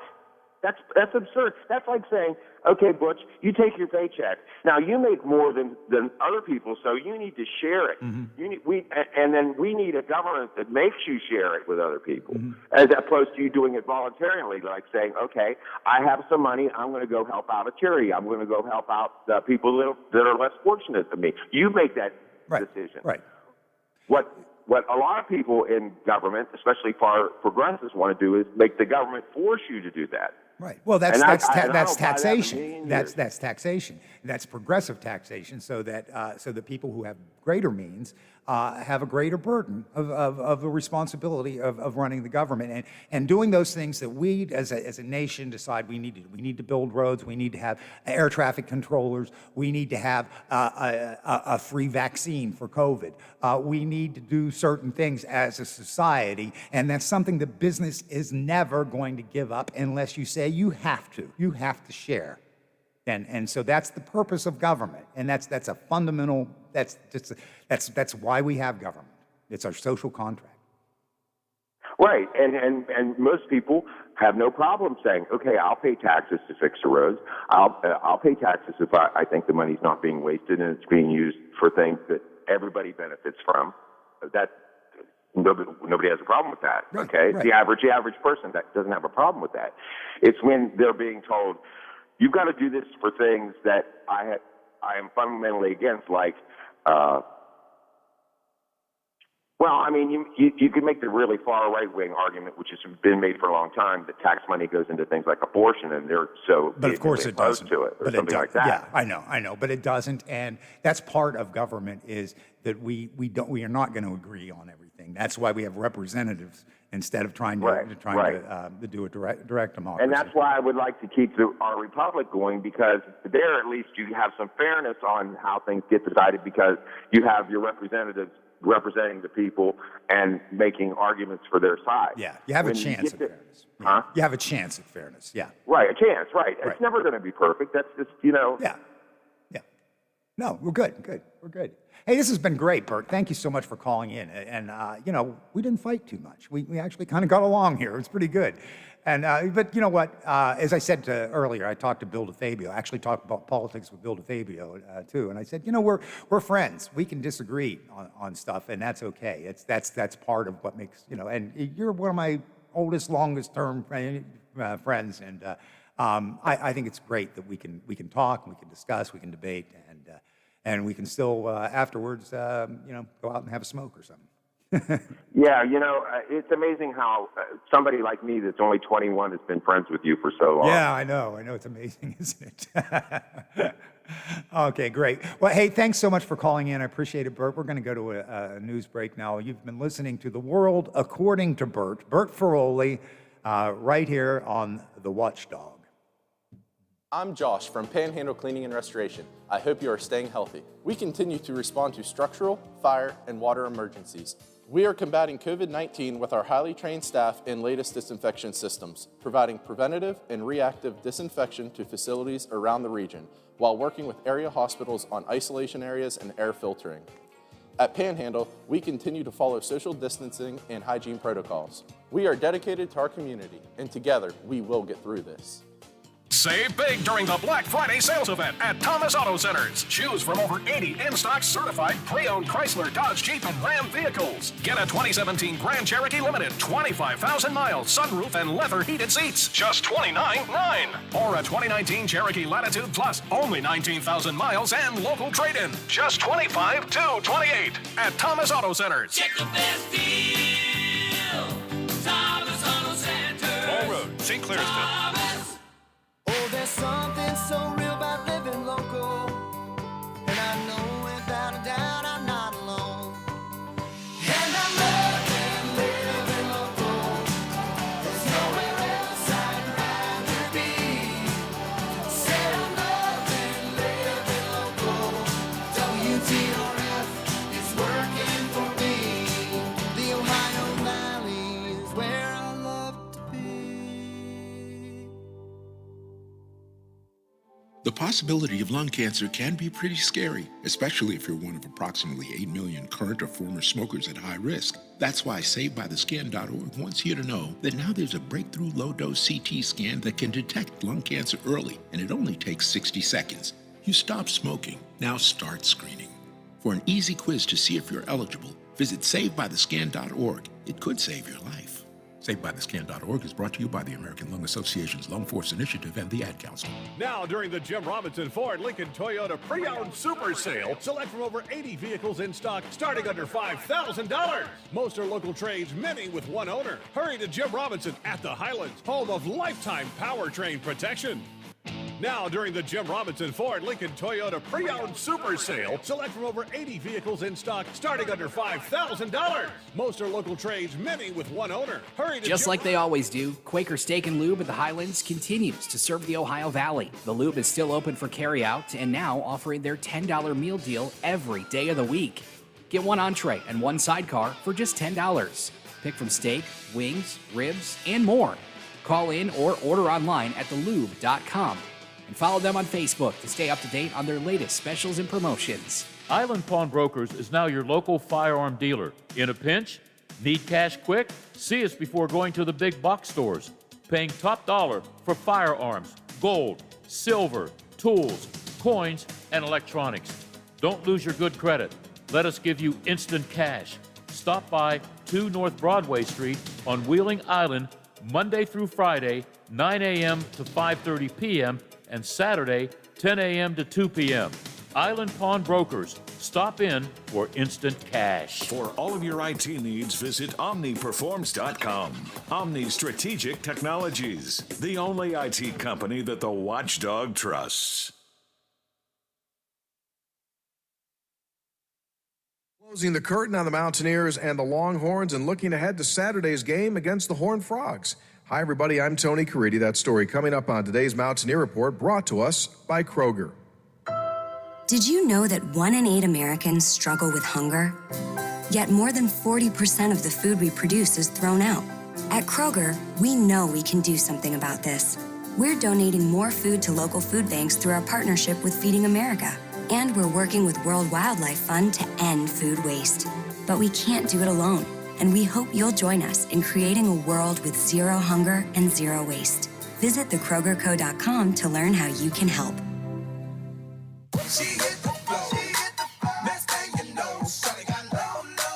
Love getting prices that are lower than low on backyard favorites like grill-ready hamburgers and fresh-picked strawberries? Then shop at Kroger. We give you more ways to save on the fresh you love with tools like the Kroger app, where you can find personalized coupons on top of weekly sales, plus rewards like fuel points, giving you prices that are lower than the everyday low. Kroger, fresh for everyone. It's back to work day for the Mountaineer football team after taking yesterday off. West Virginia will start preparation today for Saturday's game against the Horned Frogs of TCU. Fox Sports announcing on Sunday that the game will be televised on Fox Sports and it will air at noon. So a high noon kickoff for the Mountaineers. And believe it or not, West Virginia down to its final 2 home games, Saturday against TCU, and then during Thanksgiving weekend, West Virginia will entertain the Sooners of Oklahoma. Before looking ahead to TCU, let's close the curtain here on Saturday's loss at Texas. Yes, it was a difficult defeat. That series is now deadlocked at 5 games apiece. West Virginia suffering just its second loss in Austin. The Mountaineers are now 4-2 in games played in Austin. Quarterback Jared Degge continues to put up big numbers, 317 passing yards. That's the 4th consecutive game that he's thrown for 300 or more yards. Degge also finishing with a career-high 35 completions. That's the most in a single game since Clint Trickett hit for 36 completions against Texas in 2014. And Degge's 35 completions against the Longhorns tied for the 7th most in a single game in WVU's program history.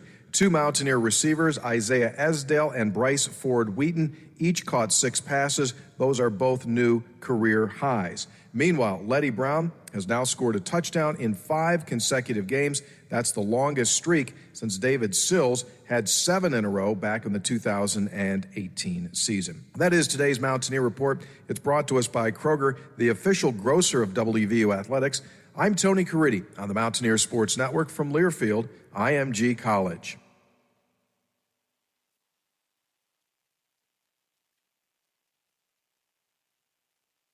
Follow us on Facebook for the latest news, show updates, podcasts, alerts, and live video streams from the Valley's only network dedicated to local, community-driven talk radio, The Watchdog. Give us a call and tell us what you're thinking. Locally, 304-214-1600. Out of the area, toll free, 866-514-1600 or 304-232-8255.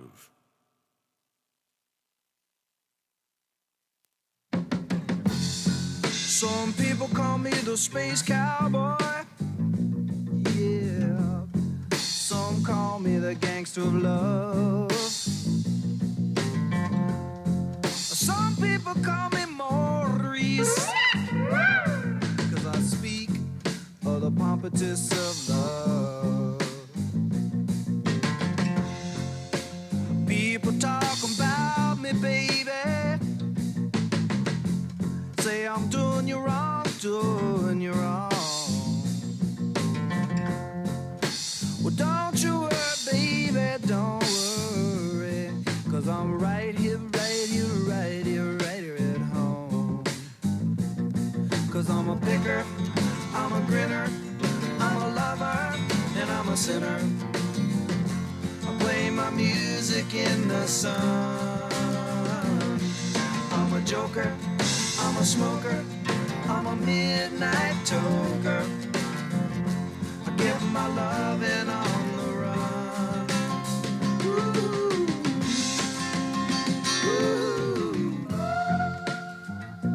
Okay, I'm going to save you from more Steve Miller. You're listening to Watchdog. I told you.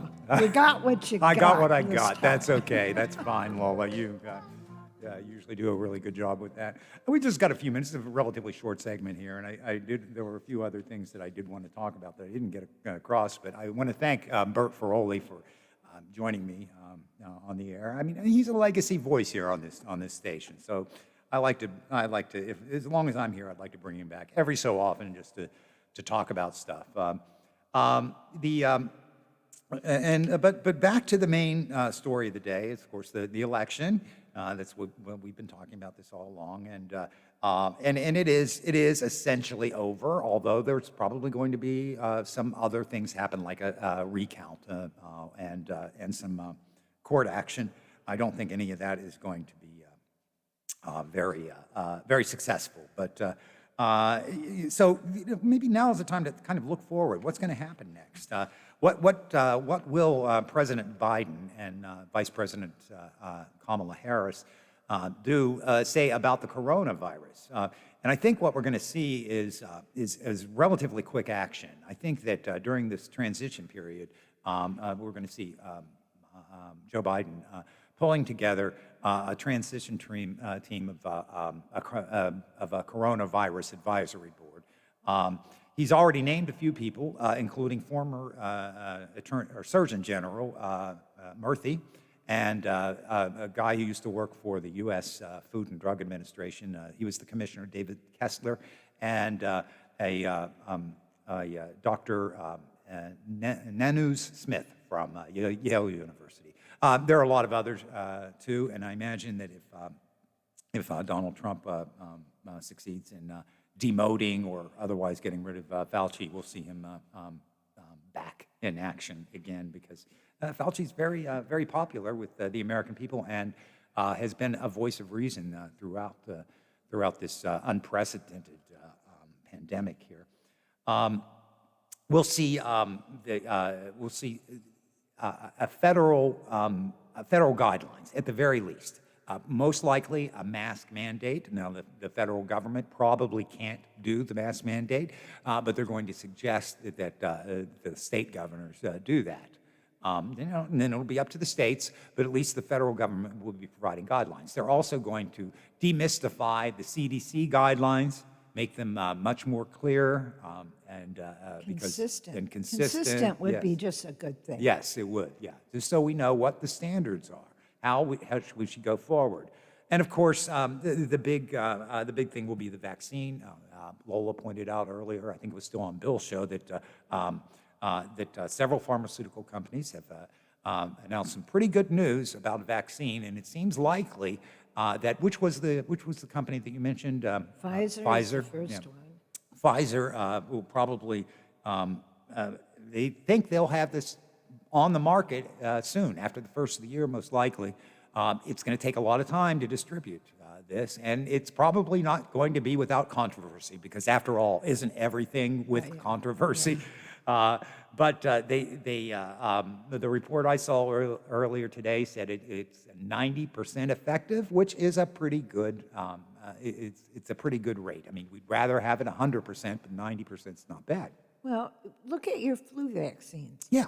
They're not 100% effective. No. And let's face it, viruses mutate, yes. regenerate, all these other eights in there, so yes, you're going to have some.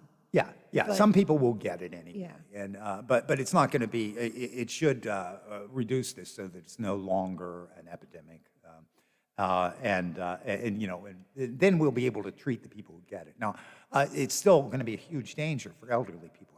There's a woman who lives, one of my neighbors, and a dear sweet woman, and she's already got compromised health problems with, she's already on oxygen, and she was admitted to the hospital, and I'm afraid she's not going to make it. I mean, I hope she does, because she's just an adorable person. But this is going to. My point in bringing this up is this is likely going to affect everybody's life. Somebody might get a very serious case of coronavirus, and several people are most likely going to get it. I hope it isn't you or me, but it doesn't know borders, and it doesn't know politics or anything. Another thing Joe Biden is most likely going to do is to rejoin the WHO. Trump withdrew from the World Health Organization, and Biden says that he would reinstitute that. And of course, another big initiative that Joe Biden undertook during the Obama administration was seeking a cure for cancer. Now, that's a pretty heady goal, but all of those things that Biden had done during the Trump administration, they've just been on hold, or the initiatives have been killed, because it seemed to many of us anyway that Trump's main mission was to stomp on anything that President Obama accomplished in office. Well, I have been joking around about this for years. Is there an 1890s law you don't like? Yeah. Just put on there such and such a law by Obama. By Obama. And it would be gone. He'd It would kill be it. gone. Yeah, yeah. It's just a matter of, and you know, I've got to. I was talking with someone over the weekend too about Mitch McConnell and what's going to happen if you've got a Republican controlled Senate. There's not a lot that can be done legislatively. There's a lot that can be done by executive order. But remember that executive orders only last for the course of an administration, and you can't do everything by executive order. Some things have to be actually legislated. Wait, are you sure? Yeah, I'm pretty sure of that. I don't know about that. Yeah, even Trump wasn't able to, say change our voting laws or something, so that all Democratic votes don't count. The presidency is a pretty powerful position, but you can't do everything. You need the cooperation of the Congress, and so will Mitch McConnell be as belligerent towards Joe Biden as he was towards Barack Obama? Legitimate question. And I don't know. I mean, I kind of know why Donald Trump hated Obama so much. Because here's why. In his mind, here's what he was thinking. That educated, uppity N-word, period. That's what he thought. I mean, I think it was blatant racism. Absolutely. He has a long history of racism. And if Bert were on the line with me, he'd be arguing, because he loves to argue that Trump's not a racist. No, he absolutely is a racist.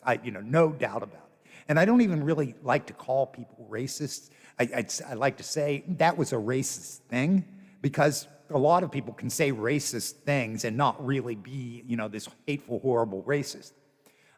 So was it racism that made Mitch McConnell say, I'm going to make Barack Obama a one-term president? What do you think? I don't know. Lola, you got any thoughts on that? I don't know. You don't know? I Yeah. don't I don't want either. to believe Yeah. that would be the truth. Yeah.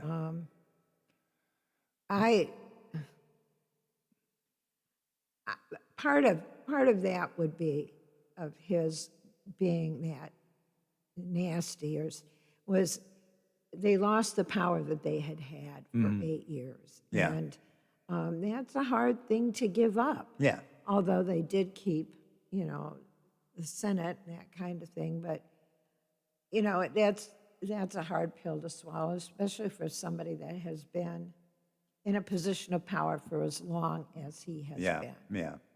Yeah. So I don't know. Nancy Pelosi. I could. I'm hoping that he isn't a racist, and that maybe he'll enjoy, or maybe that he was, and that he will work with the white man. I don't know. That's just The crazy. Watchdog is FM 98.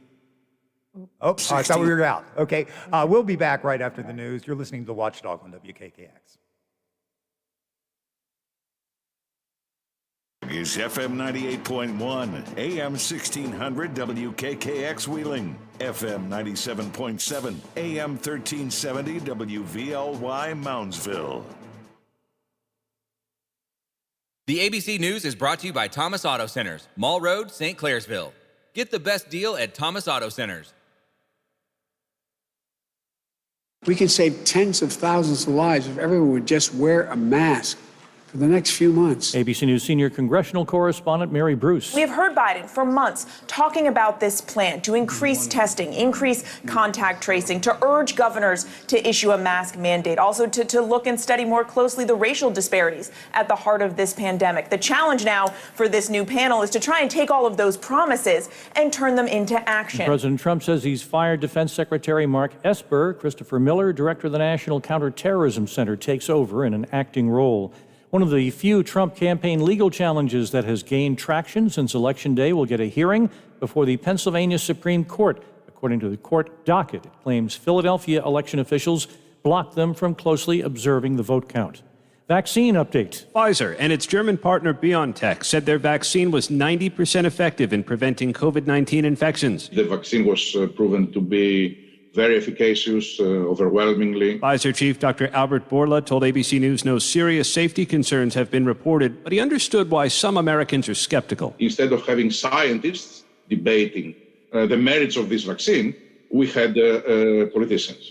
This didn't help at all. It's a 2-dose vaccine, and by the end of the year, Pfizer should have enough to immunize at least 15 million people. ABC's Aaron Katursky, Housing Secretary Dr. Ben Carson, and Trump campaign advisor David Bossie, both testing positive for COVID-19. You're listening to ABC News. Liberty Mutual Insurance Company presents and Doug. Okay, class, let's bump it up to 9. Come on, Limu, keep pedaling. We got to build our endurance to let more people know that Liberty Mutual customizes your car insurance, so you only pay for what you need. Pick up the pace, bird legs. Hey, don't talk to Limu like that. I'm not, I'm talking to you. Liberty, liberty, liberty, liberty. Get a customized quote at libertymutual.com. Let's be real. Mopping is a hassle. You have to fill the bucket, pushing a wet, heavy mop around, then cleaning the mop when you're done so it doesn't grow bacteria. A hassle on top of a hassle. Try Swiffer Wet Jet. With Swiffer Wet Jet, you start with a fresh pad and cleaning solution every time. And when you're done, you just toss the pad. Swiffer Wet Jet, the faster, easier, cleaner way to clean your floors. Much attention being paid to the trailblazing nature of Kamala Harris's career. Her Alpha Kappa Alpha sorority sister, Monique Poydras, says Harris has a lot of energy. It's just, again, such an amazing time and chapter for America, because they're about to get a woman who works so hard and is going to work so hard for the country. A warning about the upcoming holidays. Not sure about your Thanksgiving plans this year due to the coronavirus? A big family gathering. How about a small dinner with just a few friends and relatives? No gathering is totally safe. Cleveland Clinic Dr. Joseph Cabaza says there's a serious risk of transmitting the virus no matter how many are at the dinner table. His advice, be careful, limit the numbers. I don't think you'll ever regret being extra cautious in the middle of a pandemic. The regret can only occur if a loved one gets very sick as a result of your gathering. Derek Dennis, ABC News. New hope in the fight against HIV. Researchers say a single shot given every 2 months has proven to be more effective than a daily pill at preventing HIV in women. According to UNAIDS, a United Nations organization, women and girls accounted for about half of all new infections last year. The clinical trial was conducted by the HIV Prevention Trials Network, a collaborative funded by the National Institutes of Health. This is ABC News. You like your burger medium well, your peanut butter crunchy, and your mattress firm. It's the little things that make you, you. And you deserve a Medicare plan that fits your unique needs. That's why United Healthcare is offering more plan options than ever, so you can find just the right plan for you. Call 1-800-362-8715. That's 1-800-362-8715 to get Medicare with more. Remember, Medicare annual enrollment ends December 7th. Chuck Sievertson, ABC News.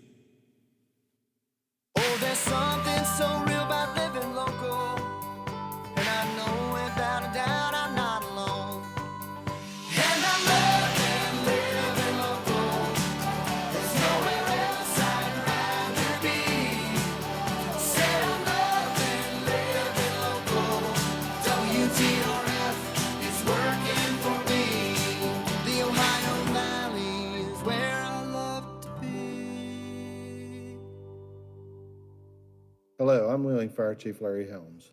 As our city and region get back to business, it's extremely important to continue the following specific health guidelines to stop the spread of COVID-19. This virus is highly contagious and is more deadly than the flu. Please wear a mask or face covering in public, wash your hands more often, socially distance yourself as much as possible, and by following these guidelines, it potentially could save your life. A serious injury from an accident can be just the start of your worries. What if you cannot return to work? How do you take care of your family if you're disabled? At Gelner Law Offices, we represent seriously injured people and understand their problem. We know how to get you fair compensation. We will work hard to make sure you get the money you deserve for your losses. Don't go it alone. If you're hurt in an accident, call us at 304-242-2900 or visit us at gelnerlaw.com. we'd like to help. For all of your IT needs, visit OmniPerforms.com.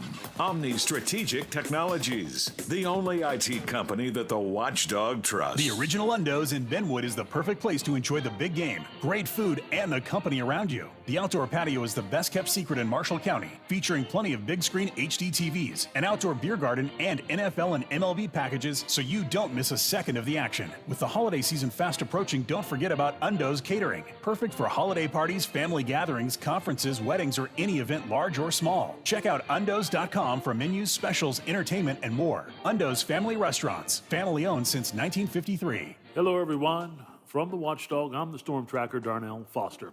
With a look at your local weather forecast for your start to the work week, mostly sunny skies, a high near 76. Mainly clear for the overnight with lows near 56. Plenty of sunshine for your Tuesday as well. Highs close to 80 degrees. Have yourself a great day, everyone. From the Watchdog, I'm Darnell Foster. The views and opinions expressed on the following program are not necessarily those of this station or its sponsors. The afternoon drive continues with more news, sports, and talk on the Watchdog. Okay, Tokyo, South America, Australia, France, Germany, UK, Africa.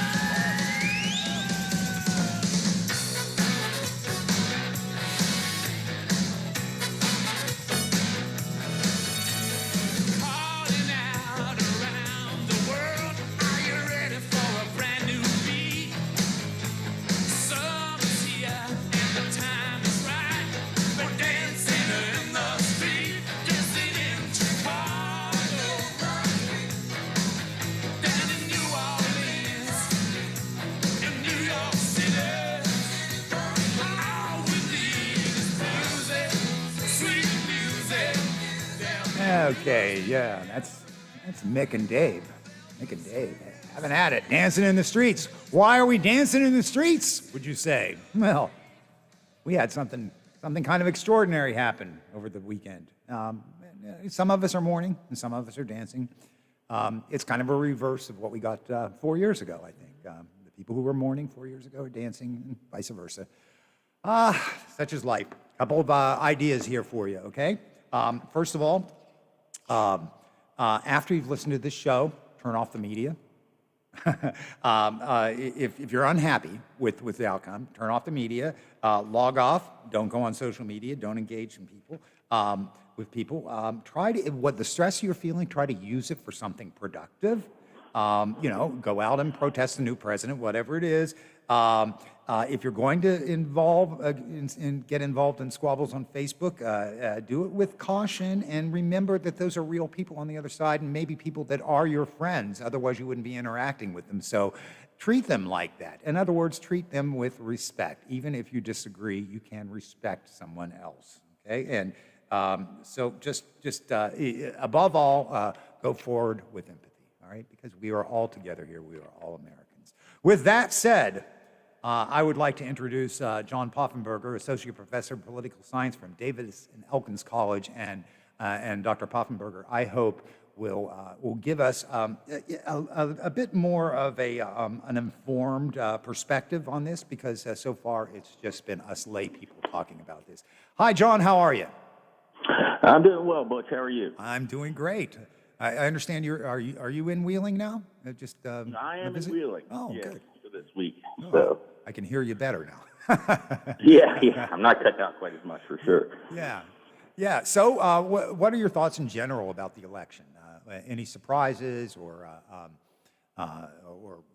anything at all? What was your first impression? Well, I mean, I wasn't really surprised all that much. The polling was pretty clear on how the outcome would be, although it did, if we look at the nationwide polls, it was a little bit narrower than what I think a lot of people who poll thought it would be. Yeah. And, I think a lot of people thought Florida would be a lot closer. Yeah. Again, Georgia and Arizona were kind of surprises. And then Pennsylvania, it was up in the air anyway. So it was kind of a surprise as well, I think. Yeah. But do you think, what do you think went differently this year? That, I mean, it was still a very close election, just like it was 4 years ago, but the balance just shifted somewhat to the other side. I mean, you know, maybe I think it looks like Biden's on track to be 4 million up in popular vote or something. Of course, that isn't what elects the president. Yeah, he's about 4.5 million up, and you know, it's like this every election cycle, in the sense that when you have high turnout, it generally benefits the Democrat, and when you have lower turnout, it tends to benefit the Republican. And so, really, what the difference was a motivated electorate on the Democratic side. I don't know how excited necessarily they were for Joe Biden per se. Yeah. You know, and usually when you see people standing in long lines, it's not necessarily they're voting for a candidate. A lot of times they're voting against one. Yeah. And I think when we look at 2016, one of the big issues was there wasn't that excitement against or for Hillary Clinton, and there wasn't sort of that excitement against Donald Trump. So again, you kind of, you know, it really was, I think, on the Democratic side, more of a referendum on Trump than 2016 was. Yeah. I wonder too about the negatives of Hillary Clinton in 2016 versus the negatives of I'm talking about polling negatives of Joe Biden. Joe Biden had significantly fewer negatives or higher positives, or however you put that. Do you think that might have been part of this too? Well, I think he had, you know, probably somewhat fewer negatives, but I also think, I mean, you know, as we saw this kind of come to a close as we moved up towards Election Day, and if you watched a lot of Trump's speeches, right, he was really working to get sort of white suburban women. Yeah.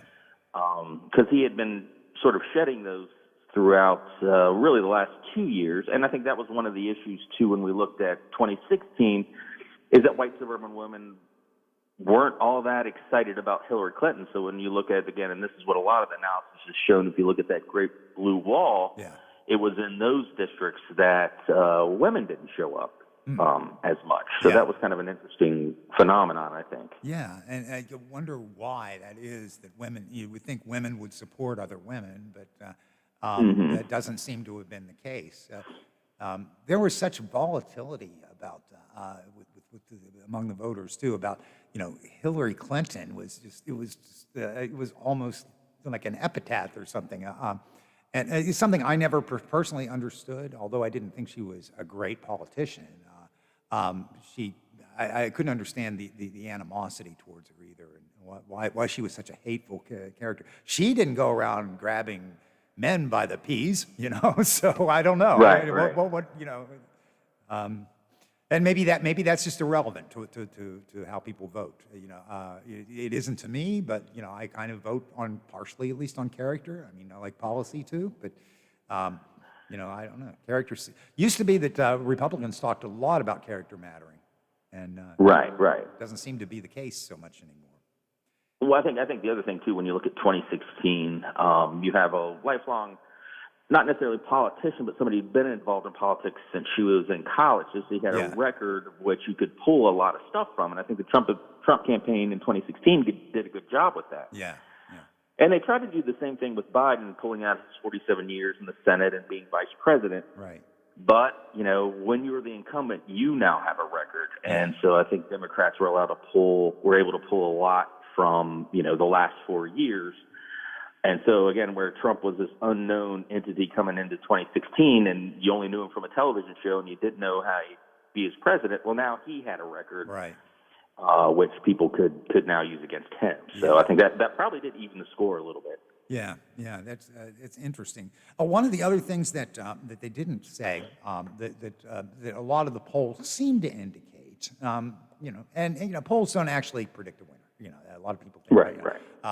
But you know, for example, on 538, you know, there were 20-some paths for Joe Biden and 3 for Donald Trump before the election, and they did the same thing with the Senate and the House, and they kind of got that wrong too, or you know, they they hedged, so they can't be said, well, you got that wrong. But they did say that there was a greater percentage of opportunity for the Democrats to pick up seats in the Senate, and that doesn't appear to have happened, although we've still got 2 races that are up in the air. Any idea what caused that, or what you might think on that? Yeah, I mean, that's just natural politics. I mean, this is one of my favorite statistics when I look at political, politics, is that, if you go through and you look at the approval rating of Congress in general, it runs about 15%. If you say, do you approve of what Congress is doing, 15% will say yes. Mm-hmm. Yet you have an incumbency rating of about 90%. Yeah. So, everybody looks around and says, well, Congress is doing an awful job, but my representative is okay. And I think that's something you just don't pick up in the polls. And I think the perfect example of that was Kentucky, where, at first it looked like McGrath was going to, catch up and maybe take over Mitch McConnell. But again, people in Kentucky love Mitch McConnell, even despite what, the rest of the country feels. Right. So, I think that's part of it. I mean, you can't really pick up the incumbency part in polling. Yeah. So I think you probably had a lot of middle-of-the-road Democrats, for example, in Kentucky, voting for McConnell and also voting for Biden. Yeah, yeah. And, polling wouldn't pick up that split ticket. That makes sense, yeah. And the same with Lindsey Graham in South Carolina. Yeah, Lindsey Graham was another big surprise. And, I think a lot, too, just as a lot of Democrats or people who lean more progressive were hoping for, Florida and a major repudiation of Donald Trump, and we really didn't get that, and especially in some of those key Senate races. So I don't know. Going back, sorry. Go ahead. No, please. I'm just wanted to point out that going back to the Kentucky and South Carolina Senate races, that I think another reason why Graham and McConnell were able to pull it out is a lot of people get offended when there's outside money coming into a state. And so I think a lot of people in South Carolina were like, we're not going to let the rest of the country determine who our senator is going to be. So I think that's part of it too. I can see that too. But of course, the other side of this is it's the Senate, every member of the Senate, every member of the House, is going to affect us, and to some degree anyway. So what do you see going forward with settling this election? Do you think, for example, two things really. Do you think the president will ever concede? And second, and it doesn't matter, I guess, is a sidebar question to that. And also, what are your thoughts on the litigation, the prospects for Trump, winning in any of these court cases that he's filed? Well, I'll take that first question, right? Do I think Trump will concede? I don't think in the immediate future. I think it will take a lot of pressure from Republicans in the Senate, if they start distancing themselves more from him. And if he gets any pressure from inside the White House, because you get, Esper's gone today. So, if you start seeing a lot of changes like that, that build pressure on him. Go ahead. Like who would he listen to? I mean, it seems like there's nobody, not Jared Kushner, not. That's what I was referring to, because that was the one I see. Ivanka, maybe. Maybe Ivanka, maybe. She say, Dad, just give it up. And it seems to be, it's his worst fear to be labeled a loser, and so that could be a big problem. So you don't think he'll concede, or at least not anytime soon? I think he'll play it out as long as he can. I think he'll try to get some of this litigation going through as much as possible. But again, if we compare this to 2000, right? There were a couple states that were relatively contested, and Al Gore chose to go in Florida, and that came down to 533 votes, and those votes held up. And that's one of the things about when you do recounts or when you contest an election, if it's 20, 50, a couple hundred votes, that's one thing. But when you're talking in the tens of thousands of votes, trying to overturn those votes is almost impossible, because the fact of the matter is fraud is a relatively rare thing in electoral politics. So he'll probably pursue the court cases for as long as he can. You think then And what's interesting about that is, for example, if you look at Georgia, right, he's got a Republican Secretary of State and a Republican governor over there. What is going to be his argument for that, and to go in places, where his own party is in control makes it even more difficult. Yeah, it does. He'd be filing suit against a Republican Secretary of State, I suppose. Yeah. Now, and the margin in Pennsylvania looks substantial enough that it wouldn't call for an automatic recount or anything. Right. Georgia will definitely be a recount, but I don't think Pennsylvania will be an automatic recount. Right. And then the other is that Wisconsin, that there's a possibility that they would pay for a recount or something. I'm not sure, but so yeah, probably then Trump's going to just play out all these the last ditch efforts to turn this around and won't buy into it.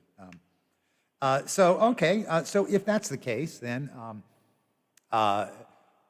one thing that we talk about a lot about this is will he actually leave office, and what will happen? And I've kind of poo-pooed this, but I'm not an expert. You're much more expert. So what do you think? Will he leave office? Yeah, I mean, is this an issue? Is this even something that we should talk about or debate or anything?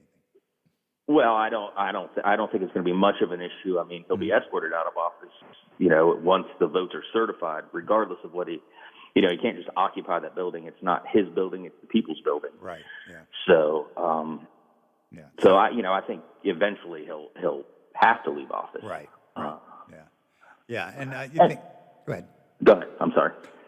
No, I just play this out a little, please. Tell me what you think about this issue. If this is, because I'd like to discard it, but it comes up frequently too. And I think that one of the problems with this is, and it was even came up in one of the debates, I think the first one, that almost legitimized the idea that a candidate could just say, no, I don't buy that. The election isn't right, and I'm staying here.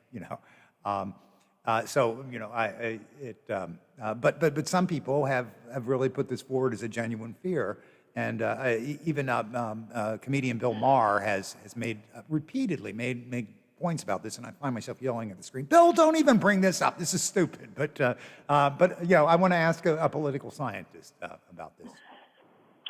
Well, I mean, if we think about just the White House in general, right? Mm-hmm. Everybody who works at the White House outside of his staff, right, works for the U.S. government. They don't necessarily work for Donald Trump. Right. Secret Service works for the U.S. government. They don't work necessarily for Donald Trump.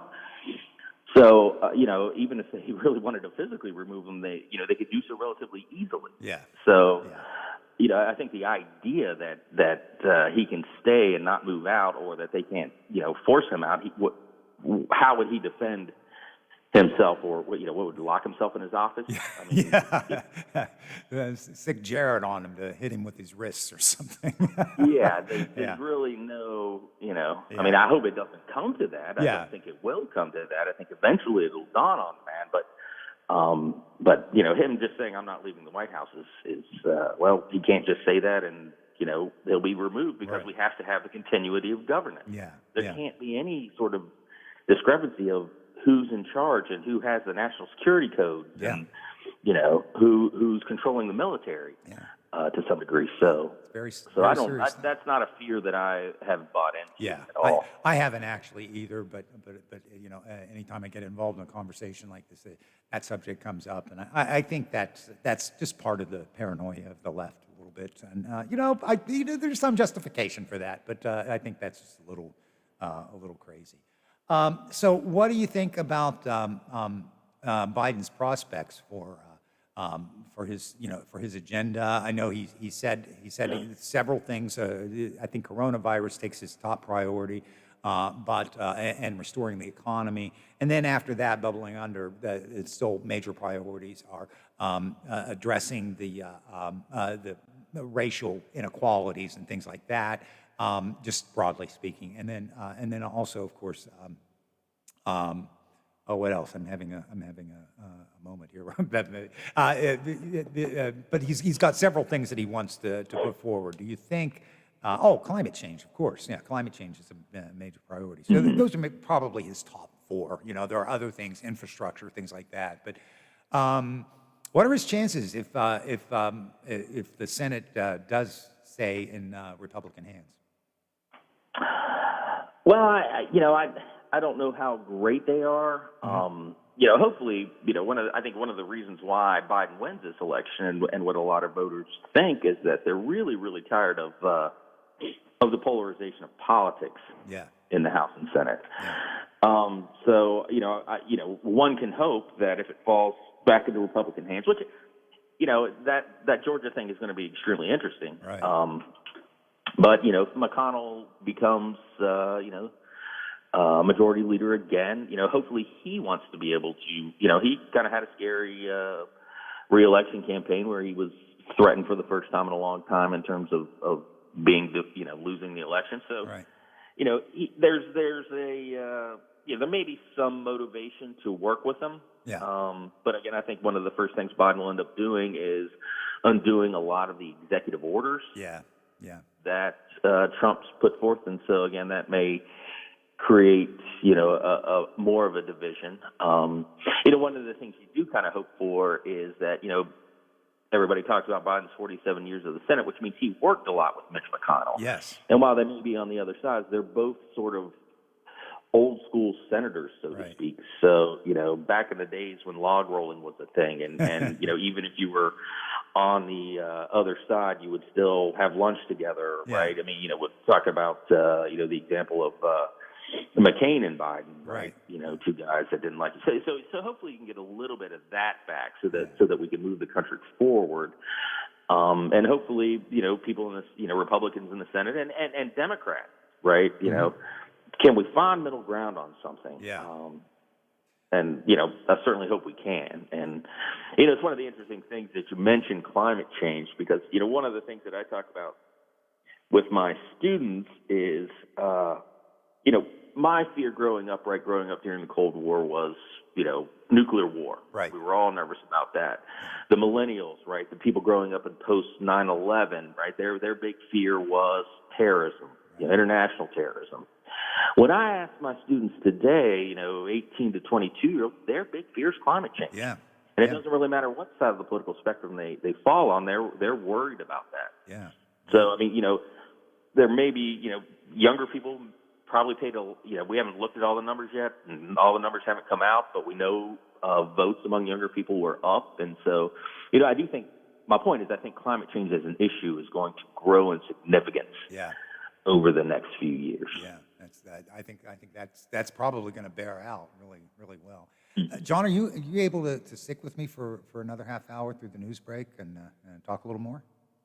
Sure. Okay, yeah, because when we get back, I'd like to ask you about the future, a little bit more about what I'm going to expect you to predict anything, but I want to ask you about maybe what's in the future for Donald Trump and maybe some of the Democratic candidates who ran. What you think maybe if they'll play into the cabinet or any other official parts of the administration. And also maybe talk a little bit more broadly about polarization in this country and our prospects for getting over it. So those are my three big questions. So you can think about that over the news break, and we'll be eager to hear what you have to say. All right. All right, sounds good. You're listening to Butch Maxwell guest hosting here on Monday afternoon, as I always do, right here on the Watchdog Network. Plumbers and Steam Fitters Local 83 want to thank the owners and contractors of the Ohio Valley for using their locally trained workers to help build for the future. Local 83 helps design, fabricate, and build the gas infrastructure for the oil and gas industry here in the Ohio Valley. Plumbers and Steam Fitters Local 83 is 300 members strong and growing. They also do residential, commercial, and industrial work on both sides of the river. For more information, call Plumbers and Steam Fitters Local 83 at 304-233-4445. Wheeling Coin and Hobby on 10th Street in Wheeling, next to the Bridge Tavern in downtown Wheeling, wants to buy any and all unwanted gold and silver jewelry. They are paying top dollar for 10, 14, 18, and 22 karat gold plus 925 sterling silver. They also want to buy collectible coins and paper money from before 1933. Wheeling Coin and Hobby is open daily from 9 a.m. to 5 p.m., Monday through Saturday. Coin and Hobby, 304-232-8800. 888-8430 and add them on Facebook. Are you or your loved ones facing a serious legal battle? The law office of Paul Harris wants you to know you aren't alone. Do you need someone that's not afraid to go to trial and fight for your rights? Attorney Paul Harris and his team are willing to go where most firms are not. The courtroom. With a successful track record in civil litigation, criminal defense, including tax issues and healthcare fraud, Harris Law Office will fight for their clients by offering the most aggressive representation in and out of court. Call Paul Harris at Harris Law Office for a free consultation. 304-232-5300. The original Undo's in Benwood is the perfect place to enjoy the big game, great food, and the company around you. The outdoor patio is the best kept secret in Marshall County, featuring plenty of big screen HD TVs, an outdoor beer garden, and NFL and MLB packages so you don't miss a second of the action. With the holiday season fast approaching, don't forget about Undo's Catering. Perfect for holiday parties, family gatherings, conferences, weddings, or any event large or small. Check out undos.com for menus, specials, entertainment, and more. Undo's Family Restaurants, family owned since 1953. Over the years, you've brought opioids into your home. They helped when you were in pain, and you held on to them just in case. But holding on to opioids puts your family at risk. Learn more at www.fda.gov/drug disposal. For all of your IT needs, visit OmniPerforms.com. Omni Strategic Technologies, the only IT company that the watchdog trusts. I'm Josh from Panhandle Cleaning and Restoration. I hope you are staying healthy. We continue to respond to structural, fire, and water emergencies. We are combating COVID-19 with our highly trained staff and latest disinfection systems, providing preventative and reactive disinfection to facilities around the region, while working with area hospitals on isolation areas and air filtering. At Panhandle, we continue to follow social distancing and hygiene protocols. We are dedicated to our community, and together, we will get through this. Hey, I'm going to the kitchen. Can I grab you a Coors Light? Yeah, that sounds good. Huh. I never knew there was a zip line in my fridge. Hey! Hey, buddy! Yeah! You got 2 Coors Lights up there? You got it! Always brewed down to 34 degrees. With a taste as cold as the Rockies, only Coors Light gives you refreshment every time. Here you go. 2 Coors Lights. Awesome, man. Wow, these are really cold. That's the only way I deliver it. Sure. I mean, you being a mountain climber and all. Yep.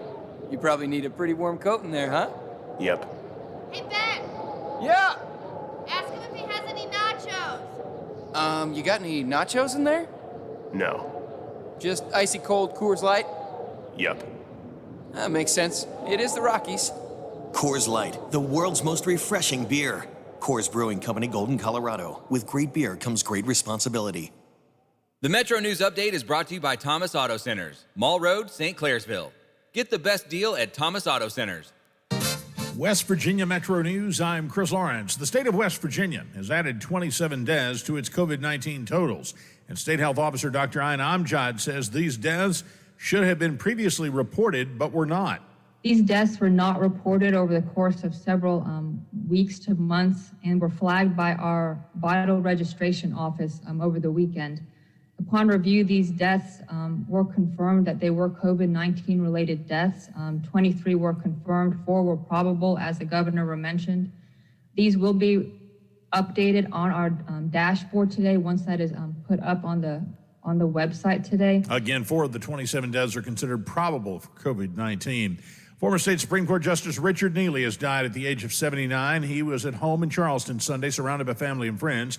His law partner, Mike Callahan, says Neely was diagnosed with liver cancer just a little more than a month ago. You know, they broke the mold on that man. That's about all I can say. What a tremendous human being, spoke his mind, and he was one of the most brilliant individuals I've ever been around in my life. Neely was known for his intellect and served on the high court for a dozen years in the 70s and 80s. First Energy, parent company of Monongahela Power and Potomac Edison, has announced its plan to start moving away from carbon-based fuels to produce electricity. The company announcing today a pledge to reach carbon neutrality by the year 2050 and reduce greenhouse gas emissions by 30% in the next 10 years.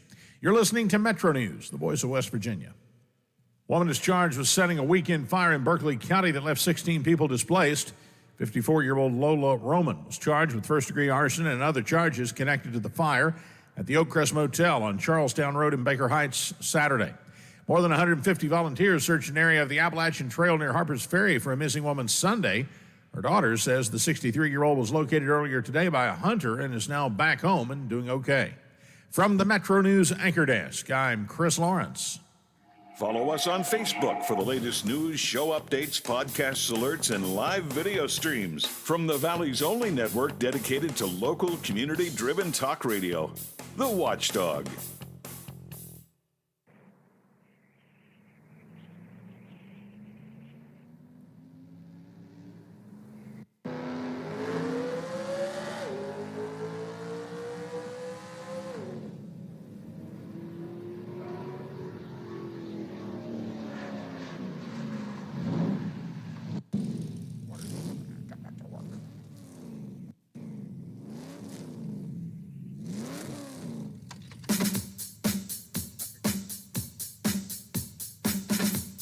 You know, before they say, I should have said, I'm sorry.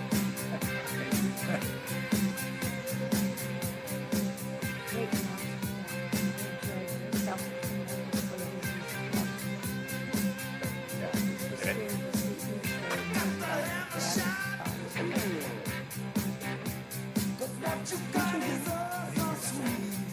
it was weird to see E-Trade and things like that as concerts.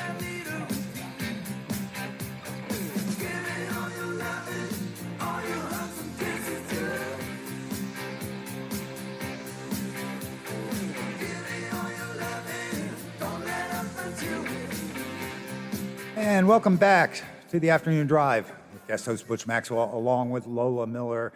And we have been talking, of course, about the election. And my guest this hour is John Poffenberger, who's the Associate Professor of Political Science, an Associate Professor of Political Science with Davidson Elkins College, formerly of Wheeling Jesuit University. So he has some local ties, and he's actually in Wheeling today.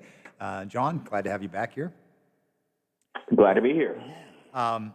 So what I did want to ask you is, what do you see for Trump? I mean, I know you're not, but is he kind of going to? I know you're not a forecaster or predictor or anything, but what's your sense of what will become of Trump and the Trump movement? I say within the Republican Party, will it be damaged by this election? Will Trump still be a major spokesperson for the Republican Party? How do you think they're going to go forward?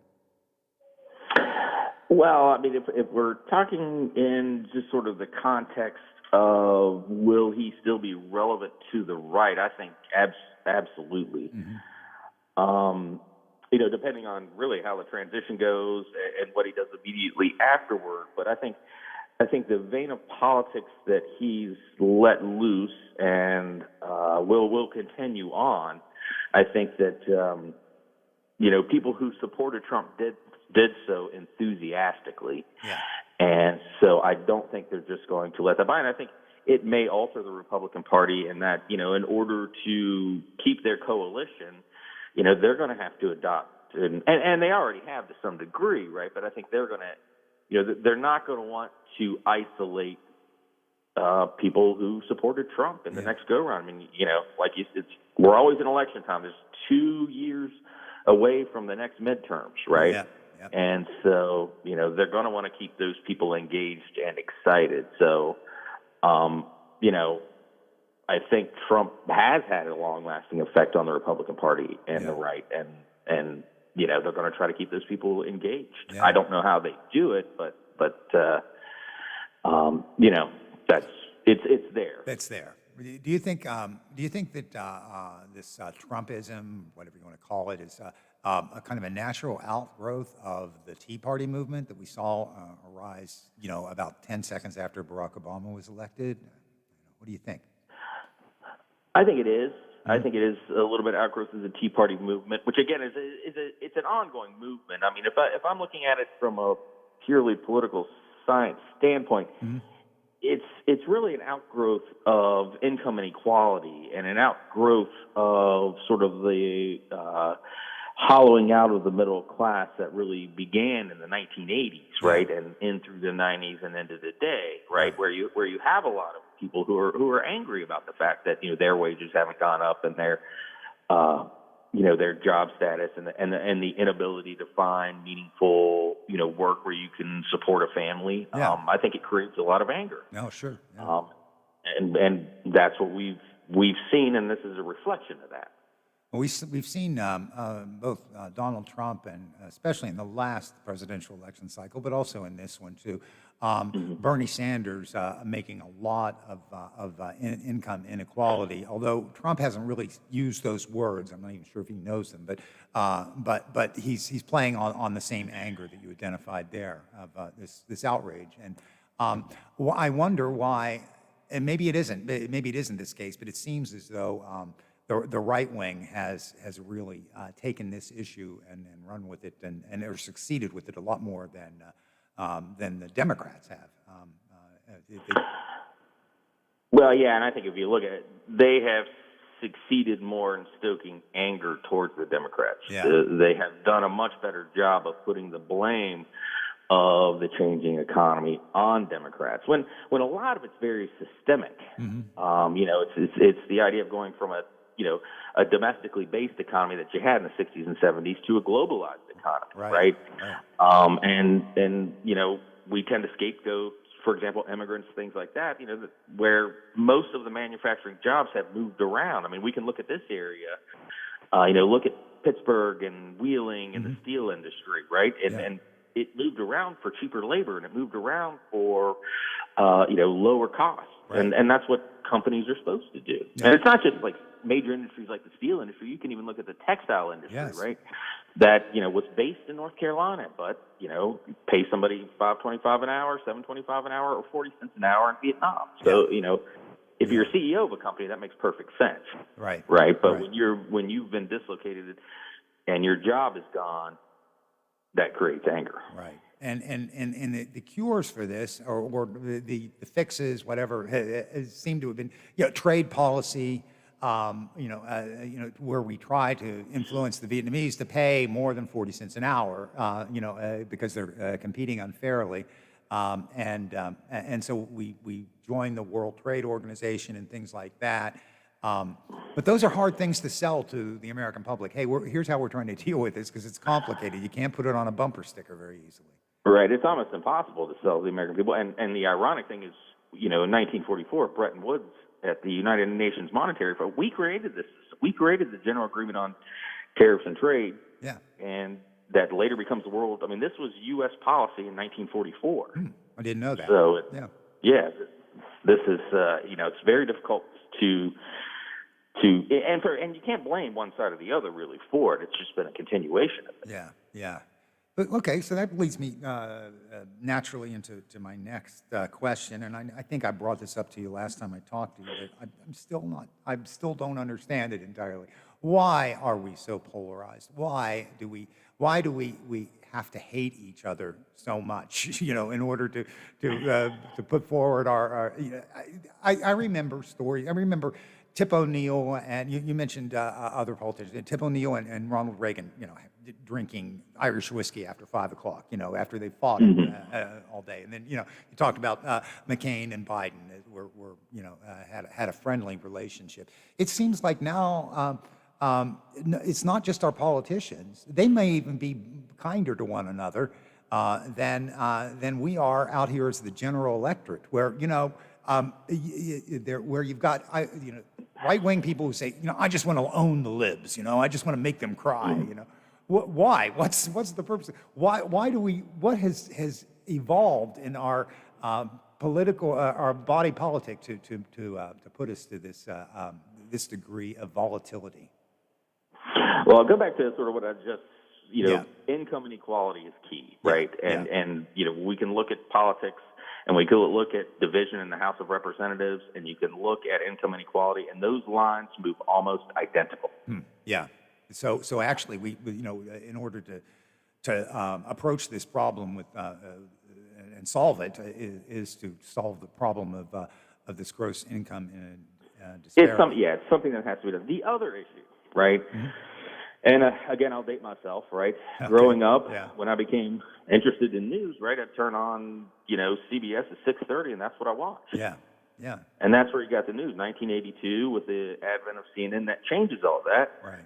And then with the advent of, and this is where Fox News was brilliant in that they began micro-targeting. Yeah. Right? Yeah. And so we see a lot of news organizations, both, and with the explosion of the internet and the explosion of news outlets on the internet, right? In order for survival of those institutions, right, they have to get a dedicated audience. Yeah. And an easy way to get a dedicated audience is to vilify the other. Yeah. And, people can now watch MSNBC or Fox News or other media outlets that, support their mode of thinking. Right. And whether intentional or not, they're blaming the other, right, for their problems. And so, yeah, exactly. years after year after year of that, people, this is one of the things that always interests me, right, when you're looking at some of these comment sections on news things, and people don't even listen to the argument. They just say, "Oh, you got it from that source, so you're wrong." Yeah. That's true. And there's no discourse left. Yeah, and I may have been guilty of that argument once or twice myself, and yeah, you got it on the internet, sure, whatever. I just said that maybe an hour ago to somebody else I was talking to. Oh, sure, you got it on the internet, so it must be true. And perhaps that's just too dismissive, and I'm really trying to curb my intellectual elitism here a little bit, because I don't know that I really deserve it, but it does bother me. In fact, this medium through which we are communicating right now was also probably central to the phenomena you're talking about. Absolutely. Talk radio, the advent of Rush Limbaugh, Glenn Beck, and all those guys, and really there was no left-wing counterpart to that at all. It was like the conservative movement, the ultra-conservative movement, really kind of took over that space, and that's part of where we get this sort of denial of, well, if it came from that source, it's not, because their other was the mainstream media. Yes, the mainstream. And the liberal bias in the mainstream media. Right. So, they planted that seed that, they're lying to you. And I think this is where we're growing a lot of conspiracy theories today, especially about the federal government, which, conspiracies are hard things to do, especially if they involve a lot of people. Yeah, we talked. Lowell and I mentioned this in the past. If you want to keep a secret, you can keep a secret among three people if two of them are dead, goes the old adage. So how hard is it to have a conspiracy theory in which you're selling children out of the basement, the non-existent basement of a pizza shop, or something like that? It's incredible, and it almost seems like team sports to me. Or something, and John, I'm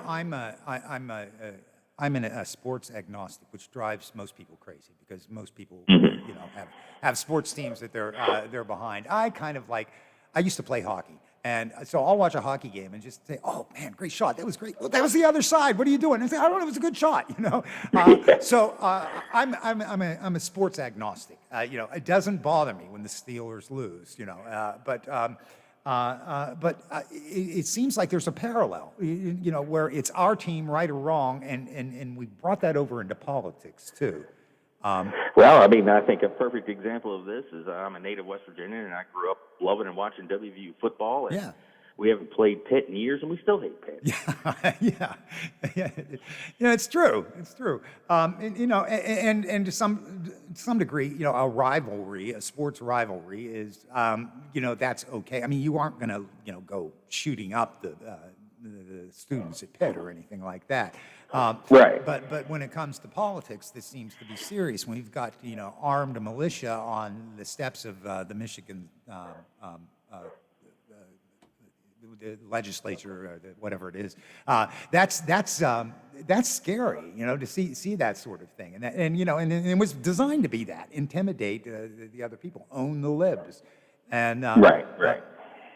So I don't know. So you're there's not much we can do about the media. I'm not sure that we can put the genie back in the bottle and bring back. No, I don't think you can. The fairness doctrine or anything like that. So the problem you've identified is basically income inequality and the way we communicate. So what can we do about this income inequality? What can we do to level the field? Because what I hear of any solutions, what I hear is socialism. You're trying to be socialist.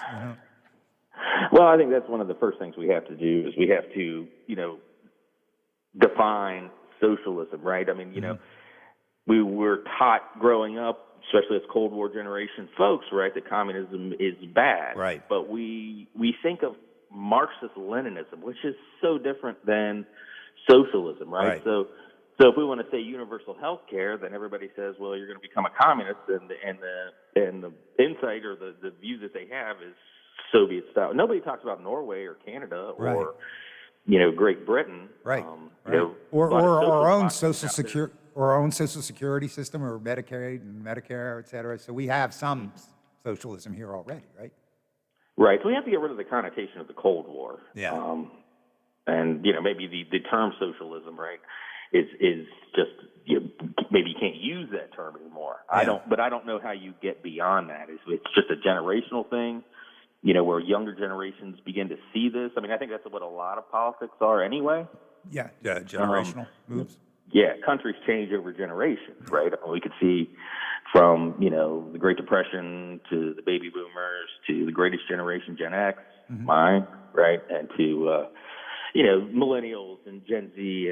And you can see the tolerance, right, just for other people grow with those generations. And maybe, as the Cold War fades over generations, people will be more accepting for this kind of thing, and not realizing that it's not going to turn into totalitarianism because you provide health care as a universal right. Right, and that, I think, is what happened. I think, say, with Trump winning Latinos in South Europe or South Florida, they were, by and large, most media reports say, it was the people of Cuban descent and people of Venezuelan descent who came from communist-style dictatorships, and they were told to be afraid of the Democrats because they're going to bring socialism, and they equate socialism with communism or authoritarianism, and frankly, authoritarianism can come out of any political ideology, I think, right?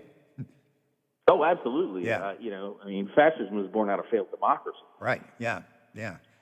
For the Venezuelans and Cubans in South Florida, I mean, it's understandable these people actually experience. Yeah. Yeah. Right. It's different for them than it is for almost anybody else in the United States who hasn't experienced that. Right. But again, the comparison of, socialism in terms of providing health care to, Hugo Chavez and Castro are just not even. Yeah, it's ridiculous, but it seems to be an argument that sticks somehow, and I think probably with people who are generally just not really well informed. I don't know, but maybe again that's elitist. I don't know. I'm trying to curb my propensity for this. But.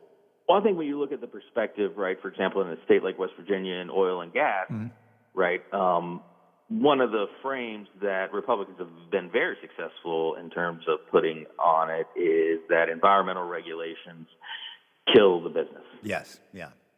And that's sort of the frame, and that's what they're associating too with socialism, right? Anything the government does, right? So regulating, well, it hurts their jobs. Yeah. And so that's the frame that's on there. But then we all have to live with the bad air or the spoiled water systems and things like that. Exactly. Yeah. So and that's essentially what this is all about, isn't it? It's our social contract. We're going to make sure that we at least to some degree take care of one another, and make sure that we don't poison the planet or or have unsafe drugs to take or things like that, and sometimes we forget about that. And this is a truism of politics. For every policy, whether it's environmental policy or pro-business policy, there's going to be winners and losers. Yeah. And that's just the unfortunate reality when you have, 330 million people trying to live in a democracy. Yeah, that's the truth. Final thought here. Do you have any thoughts? Did this election make you feel hopeful in any way, or is it sort of? Are you just able to just sort of stay objective and say, it's a little bit this, a little bit that? What are your overall takeaways from this? Well, I mean, I don't know that, sort of ideological or it's my job to sort of remain unbiased, but I can say as a political scientist, I'm happy or I'm hopeful to just reduce the chaos. Yes. Yeah. And to bring somebody, my favorite area of politics is international relations, and international relations goes well when there's stability. Yeah. Yeah. And so that's just a stable system. And, I know Trump's, leadership style is chaos, and he was effective in getting a lot of what he wanted. But it's not something that I think is sustainable in the long run without something going wrong. Yeah, So, it does not benefit us on the world stage. We were lucky to not have a major crisis, international crisis, during these last 4 years, I think, just based on how he treated the coronavirus. I'm not sure he was up for the. In fact, I'm darn sure he was not up for the task. But that's my opinion. But I guess I just want quieter politics. Yeah. I think we all want the break. We just want to let's calm down. Let's spend a day not worrying about what the president said, or does to small children crossing the border or any of that stuff. We just want some decency. Yeah. And I think that one thing that I don't think even Joe Biden's worst opponents would call him anything but a decent man. So, at least there's that, so we've got that. Great. John, thank you so much. I appreciate your lending your expertise to us. Your input is really invaluable, and I look forward to these conversations a lot. I hope that maybe in a few weeks when things settle down a little, we know where things are going, maybe you'll join us on the air again, and we can talk about how the transition is looking, et cetera. Does that sound all right? Sounds great. I enjoy doing this. So Okay, thanks for having me. All right, thank you very much. You've been listening to John Poffenberger, who's Associate Professor of Political Science at Davidson-Elkin College, formerly of Wheeling Jesuit. I'm Butch Maxwell. I'll see you next week, this same bat time, same bat station. Take care of yourself, take care of others. Don't be mad, don't gloat, but enjoy.